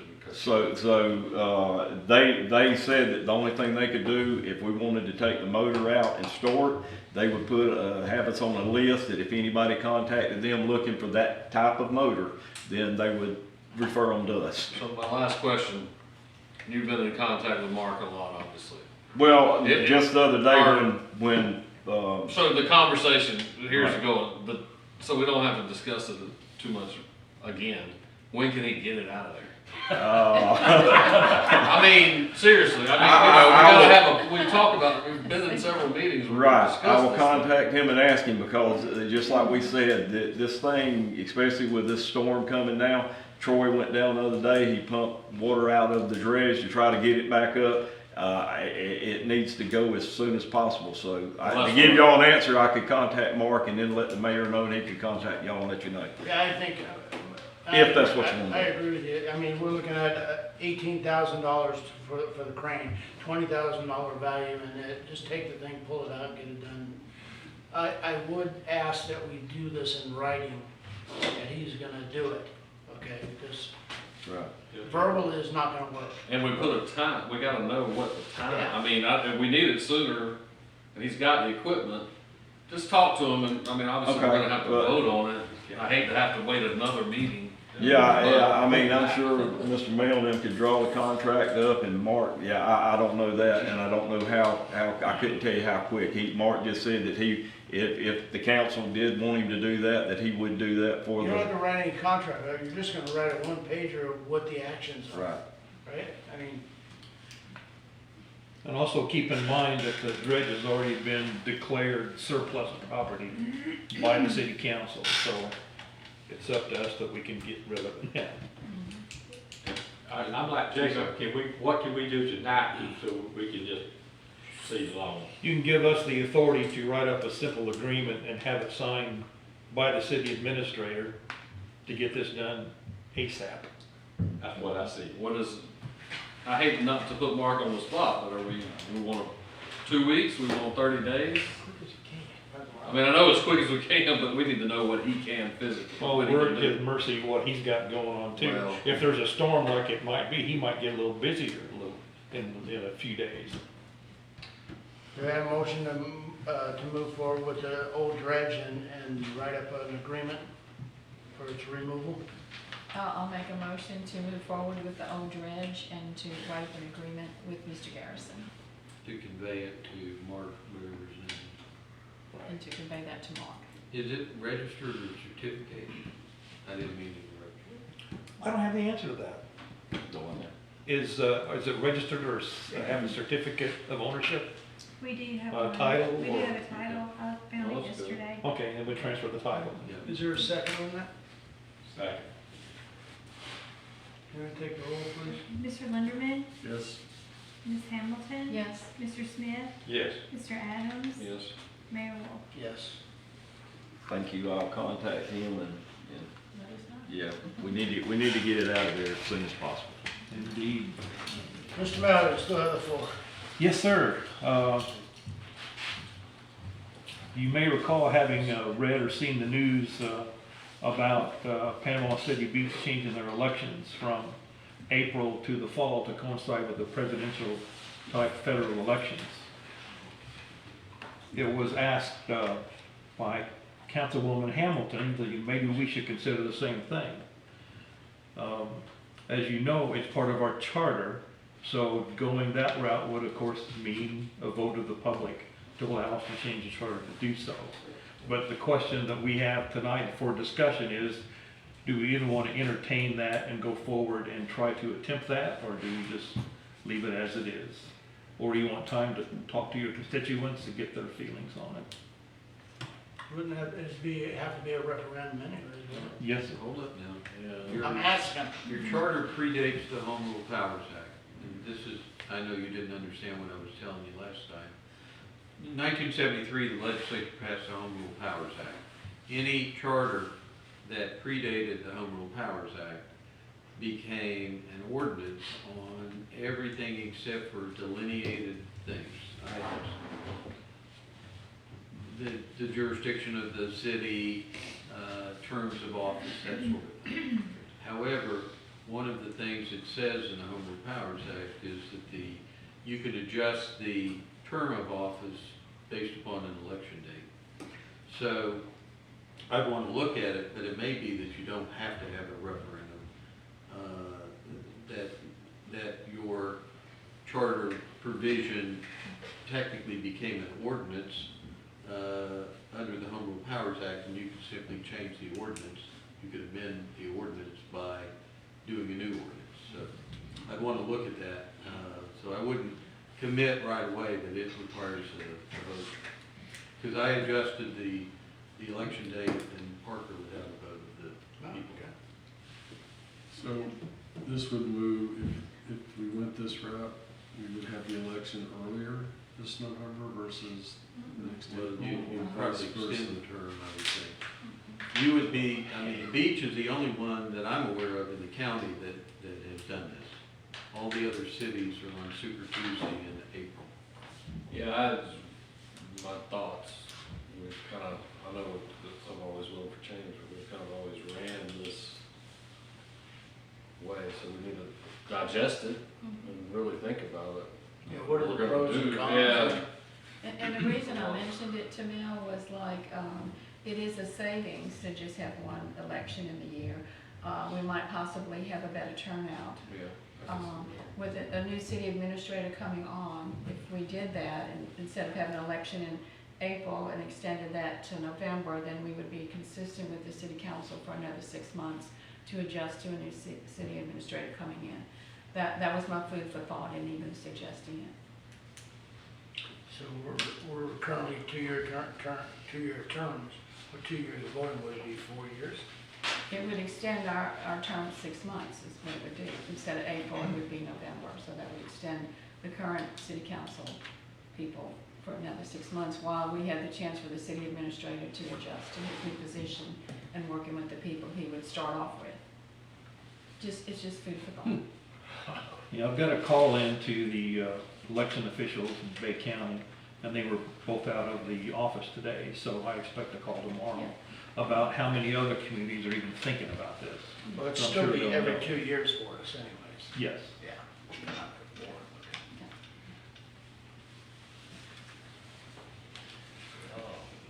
All right. So at this point, gather information and we'll talk about it again. Good. Financial report, still got it. All right. I will proceed with that. There's nothing more boring in the world than financial reports, but numbers don't lie. Good news of it is our total revenues in the general fund, about 92%, expenditures 87%. So we're making more money than we're dealing out, and that's a good thing.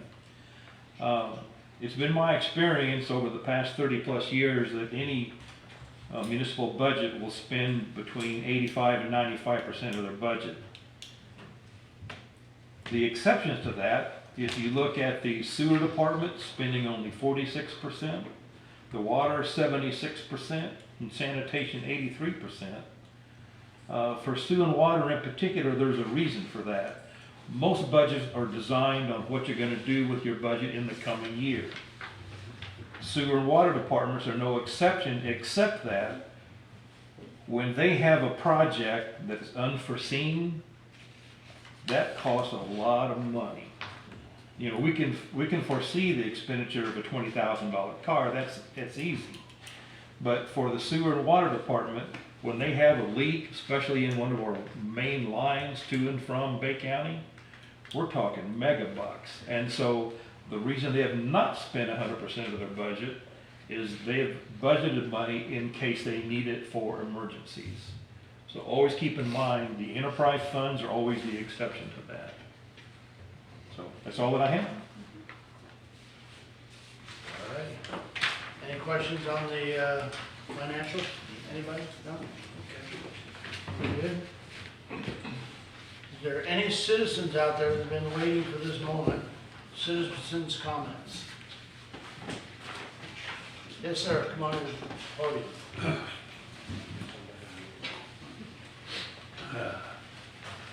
Jerry Wallace, 418 Arizona. At the foot. Any grass, underbrush, or weeds which exceed 12 inches in height should be cut according to the nuisance law, unlawful accumulation and growth, Mexico Beach Land Development Code, which was in August 2019. So, I used to mow the lot next door, and then the boss told me I was getting too old to mow the lot. I had a riding mower, so I had to sell a riding mower. And so now it's going up. So, I don't know, are we going to enforce this? Quick answer is yes. But we'd like to request that if there is a complaint about a particular lot, to let us know, and we'll definitely look into it. But also keep in mind, there are a number of places around the city that's never been developed. Well, that, you don't have to do it then. They don't have to do it. That's right. If it's never been developed and there's trees and everything on it, you can leave it like it was. Exactly. Is So that right? that is correct. Oh, surprising. So if there's any particular place you want us to look at, let us know. We're happy to look at it, sir. Well, does that mean you'll mow it? And Or how will you do it? Mel Smigelsky's not gonna mow it. Well, I didn't expect you to. It'll be a code enforcement. Yeah, it'll be a code enforcement thing, and so, once we contact the owners, it's not gonna happen overnight. There's a process you gotta go by through state statute. It's gonna be months before it actually happens. Months Yes, sir. before it'll be mowed down? Yes, sir. Well, that's all over town. I understand. That's not very good. Yeah, that's the reality of it, though. Didn't I cut the lot last time? What? Who cut the lot after I cut it last time? I paid to have it mowed, it's $40. After me? Yeah. Yeah. Would you like to do it? No, I'm out of business. Oh, All right. Anything else on that? I'm done. All right, thank you, sir. So it's gonna be forever. It'll be probably longer than we'd like, yes, sir. He'll need to file a complaint though. Yes. I need to file a complaint? You need to file, well, first of all, let us know where the It's next issues door. are. Next right door, next what's door. your address? Yeah, so, Next door to your house? yeah. Okay, we'll take a look at it. Well, and there's rats and across the street, I got a rattlesnake out the other day. Of course, I killed it. But it's bad, and it's all over town like that. Well, since it went out tomorrow. Do what? Well, since it went out tomorrow, Tomorrow to do what? to look at it, our code enforcement officer, And what? they will make a note that it exceeds our ordinance. And then what happens? We contact the owner to go ahead and mow it. Contact the owner to mow it. Uh-huh. The owner lives in Mexico and Panama City. Okay. And the last time I sent him a bill for $40, I never heard from him. He didn't pay you, did he? No. So, how quick, well, that doesn't answer my question. So it's gonna take time to get this mowed? It'll take a number of weeks to get to the point where we can go and mow it ourselves. We can't just haphazardly do it ourselves. Who does it? Nobody? Jerry and you do Uh-huh. it. Do that. He come got me and I went over and voted for him anyway. All right. You did a good job, too. Thank you. Yeah, but, anyway, Pay the $40. huh? Pay the man $40. No, I'm not gonna pay $40 anymore. Because it says we will cut, any grass, underbrush, or weeds which exceed 12 inches. That's 12 inches. All right, they're most likely to be getting a letter, and then when they get a letter, it takes time, it could take a couple weeks. Yeah, unfortunately, it's a process and you have to constantly go through it. And once you mow it, it's gotta get to 12 again before they go send another letter. Well, that's It's all just a right. constant, So, forever. Is that what you're saying, Mel? I'm not saying anything. Time procedure, that's what it is. Yeah, we have to follow the procedure. So it's all over town like that. I would just like to add to that, because we are seeing, lots that it seems obvious something should be done as code enforcement is making their rounds through the city. They should be picking up on that, and then what happens is on several lots, it appears that the good neighbors of our community just go ahead and cut it, but then the owner's not taking responsibility. Everything always falls back on somebody else. Yeah. So to me, it's like, if code enforcement is out there and they notice it and it gets reported to the owner and it doesn't happen where they're not cutting their own grass, then the city should cut it and we should be billing somebody. And it seems to be a real lapse in that there's not any consistency with these continued lots, that the good meaning neighbor goes out and cuts it to cover the property owner, but there's a flaw in that system. Yeah. Is there a way to change our letter that it reads, that it needs to be mowed every once a month or something along that lines? Is there a way that we could modify the letter that we send You out? can't do a time thing because grass doesn't grow as much in the winter as it does in the summer. Doesn't make any difference. If it's So over 12 inches That's tall. the key, it's the 12 inches is the key, not the time. Right. It's purely based on height of the grass, Mayor. And we communicate that in the letter? That's part of the thing, because they specifically say what part of the code it is. Well, it's all over town like that. So, just because it's more than 12 inches, nobody gets a letter or anything. What happens? Well, if you I don't notify know. us, we're gonna send them a letter. Huh? If you notify us, we're gonna check it out. See if Okay. it's not mowed, we're gonna send out a letter, and we're gonna go through that process he just explained to you. Okay, but the city doesn't take any advantage of looking around and saying, that one's too tall, that one's too tall. Send them a letter, send them a letter. They don't do that. We can have them ride around and do that for you. That should be part of code enforcement's job, right? Yes, that's what I was getting at. Okay. Indeed. Yeah, We'll have them ride around. do what? We'll have them ride around. Well, they were out, okay, never mind. Thank you for nothing. Thank you. Any other citizens? Anybody else? Okay, we're good? Mayor's comments? Be safe. Stay up to date what's going on with the storm. And, spoke with, Bay County Emergency Group.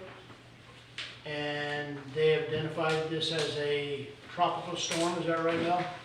Indeed. For Mexico Beach, and that hasn't changed. They have another call at 9:30 tomorrow morning. That's what I know. The National Hurricane Center has upgraded Mexico Beach to a hurricane warning. We're in the red now. I'm telling you what Bay County just told us. Actually, it was Tallahassee, it wasn't, Tallahassee. yeah. So it was the state. Okay. That's information we got at 5:30, and we can get something else at 9:30 tomorrow morning. Okay, council comments. Anybody? I got two things. I did something I usually don't do, but I got to it from Mark Garrison. He said as quick as he could get a crane after the storm, it'd be 5 to 7 days and he'd get the barge. And I want to tell Tammy she did a good job on the prayer, and I thank her. That's it. And I think Julie did a great job on the Oh, research. Julie does always does a good job. Research of the reference. All right, any other questions or?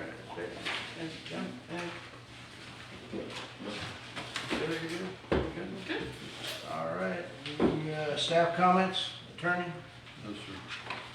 city administrator? Oh, you betcha. Adios. Well, Then a pick in the morning. well, first of all, I've often said to their faces, well, I'll say it publicly, those two ladies, Julie and Tammy, work their weight in gold. Agreed. Agreed. And the mere fact that they're short in stature means they're probably, well, that's not good. You know, I'll be worth more in gold than they would, but that goes without saying. About 3 items to discuss, if you don't mind. Number 1 is the townhome district. You may recall in a weekly report a couple of weeks back, I put in there where we had a situation on 38th Street where we had a potential owner of some lots who wanted to combine their 3 townhome lots into one single lot. They came to the city council, got permission to go ahead and combine those 3 lots, but for whatever reason they decided not to build right away. Unbeknownst to them, in the meantime, we formed the townhome district. The townhome district allows you to build right up to the property line because the intent of the whole district is created to specifically allow common wall townhomes within the city. It allows for single family attached and multifamily attached dwelling units at a maximum density of 8 dwelling units per acre. So we have on record telling those people that they have to have a 7.5-foot setback, because other districts, when you build a residential property in, let's say, a commercial area, tourist commercial, general commercial, you have to abide by the residential setbacks of 7.5 feet on the side. That all being said, that one's the easy one. We've had someone else now come forward. They want to buy 3 additional lots. And they feel like because it's in the townhome district, they don't have to have a 7.5-foot side setback. If you look at part of our code, to make it even more muddy, it says the minimum distance between adjacent buildings shall be 10 feet. So if we were to allow someone to build a single-family home in the townhome district with a 7.5-foot side setback, and you build a townhome up to the property line, you got a problem, because it doesn't meet the 10-foot setback. So, it says further down that residential structures built in the tourist commercial, general commercial must adhere to residential setbacks. So that's established that if you build a residential unit in some place where residential units should not be, but we allow, you gotta follow the side setbacks. Probably when we formed the townhome district, we should have said and included the townhome district in that sentence. We also probably should have, under prohibited uses, have said that single-family homes are not allowed, but it does not say prohibited uses for that. So we're kind of stuck. So any thoughts about where we should go with this? So the people that got the permission on the 3 lots, consolidating into one, never built on it. That's correct. They, to date, don't want to build on it. Right, they've got a development order application, so they have combined them, but they have not built yet. Because we told them they have to have 7.5 feet, and they're pushing Now back they on want that. 0, now they want 0. They want 0. So there's not another couple that wants to do the same thing? There's another one wanting to do it now too as well. Okay, so there's 2 of them that are asking for it. One of them, we've already given permission to consolidate, With a right? 7.5 foot, yeah. The lot combinations on these have all been done. So we've already given them permission to But combine the lots. And they have to On the understand, one, On both. on both of them. Yes, sir. but they have to understand the building codes too, that's where it's gonna come in. Because the person to the other side of them that can build to the 0 lot line, if they build a townhouse, they're perfectly legal to do that. And that's also where in there, I'm not gonna we probably should put this on the agenda and discuss it, because it needs to be discussed bigger. But in the multifamily district where you can put that, it says you have to draw up an attachment easement to, and we do not have that in the townhouse district either.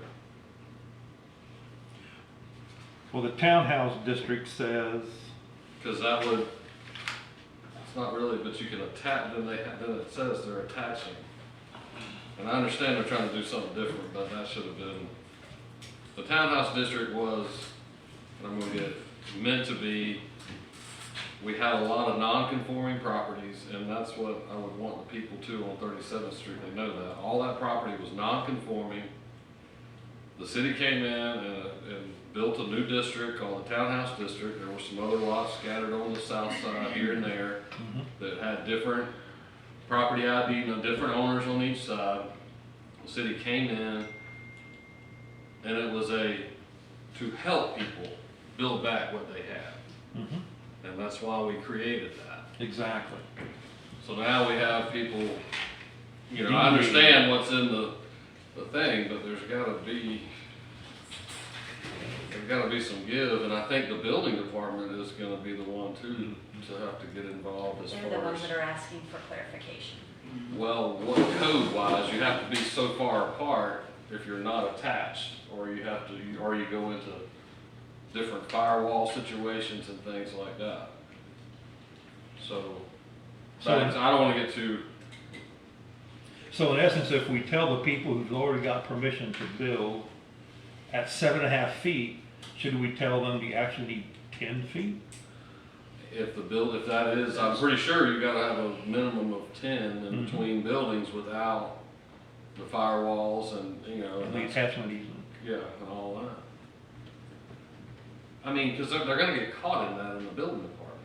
They got to. Something's gotta be said. You know, I guess you could do 7.5 and have, and they'd have to firewall that whole side of the house. But it wasn't the intent of the district. Exactly. And that's the question, you know, if I think the that city goes went to through, intent. if the city went through everything to make a townhome district, why are we allowing single-family residents, detached It sounds single-family like we residents? okayed those 3 lots before that. This Before we particular made one the that's district. going right now, it was approved for them to combine before the townhome district was done, before it was put into place. So there's one that's trying to do it now and one that did it before. But I think the bigger thing is Mel's saying even the one that we approved before the district, they were at 7.5. Now they're saying they wanna be closer to, they don't wanna be 7, they wanna be 0 or 4 or 5 or whatever it is. That's what I've got. Yeah, I think they wanna be 4 feet. So, I mean, they're not even doing the 7.5 that they were approved, if we had to follow that. That's the, but that's where they, you know, they And we don't, pushed back on that one. Yeah. We're requiring them to do the 7.5 feet because that was in writing. But now we've got another one. but what are they gonna do with it? We'll let the building department handle it. I guess, They need some direction from us. I think the direction is to enforce the 10 feet. I think that's a sentence in here that we can all point to. Simplest thing. Exactly. Now, the question now is, do you want us to consider any changes to the townhome district from what it presently is? If you want the P and Z to review it first, and Yeah, then I'd bring like it all of back. us to probably read it first, I mean, completely. It needs to be cleaned up. Yeah. It has to be amended to Yeah. your land development code, Right. which would have to go through the planning and zoning and come to you in the form of an ordinance.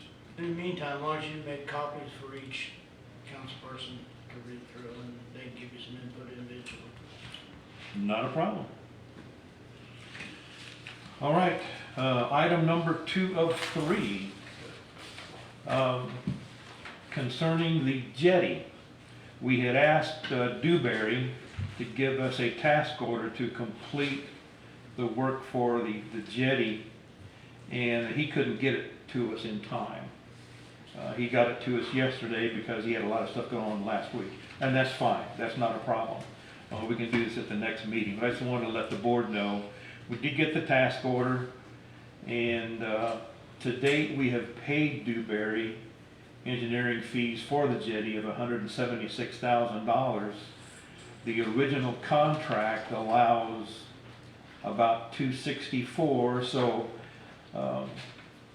his remaining task order would come up to $88,000, so he would come up underneath that original $264,000 when it's all said and done. So I just want to let the board know that the jetty's not dead, it's, we're awaiting this to get approved and we'll proceed.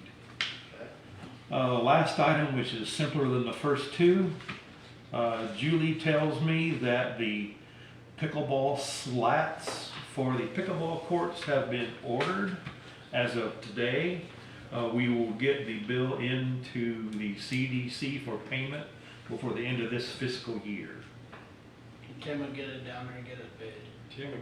That she'll get it paid right away. She knows it's coming. Julie's been in contact with her, so we're all good. The only thing I do need to alert the council, though, the pickleball members, I was told because of their age, really have little desire to get up on high levels and put those slats in. So this will have to be a project over the winter time for our Public Works Department to put those slats in. It's either that or you probably make a citizen's request and some people would help. There might be some that might help. a variety of You ages. Facebook that and we'll have a team out there. There you go. That's all I have, Your Honor. All right, good deal. Motion to adjourn? I'll make a motion to adjourn. Thank you. I figured you were.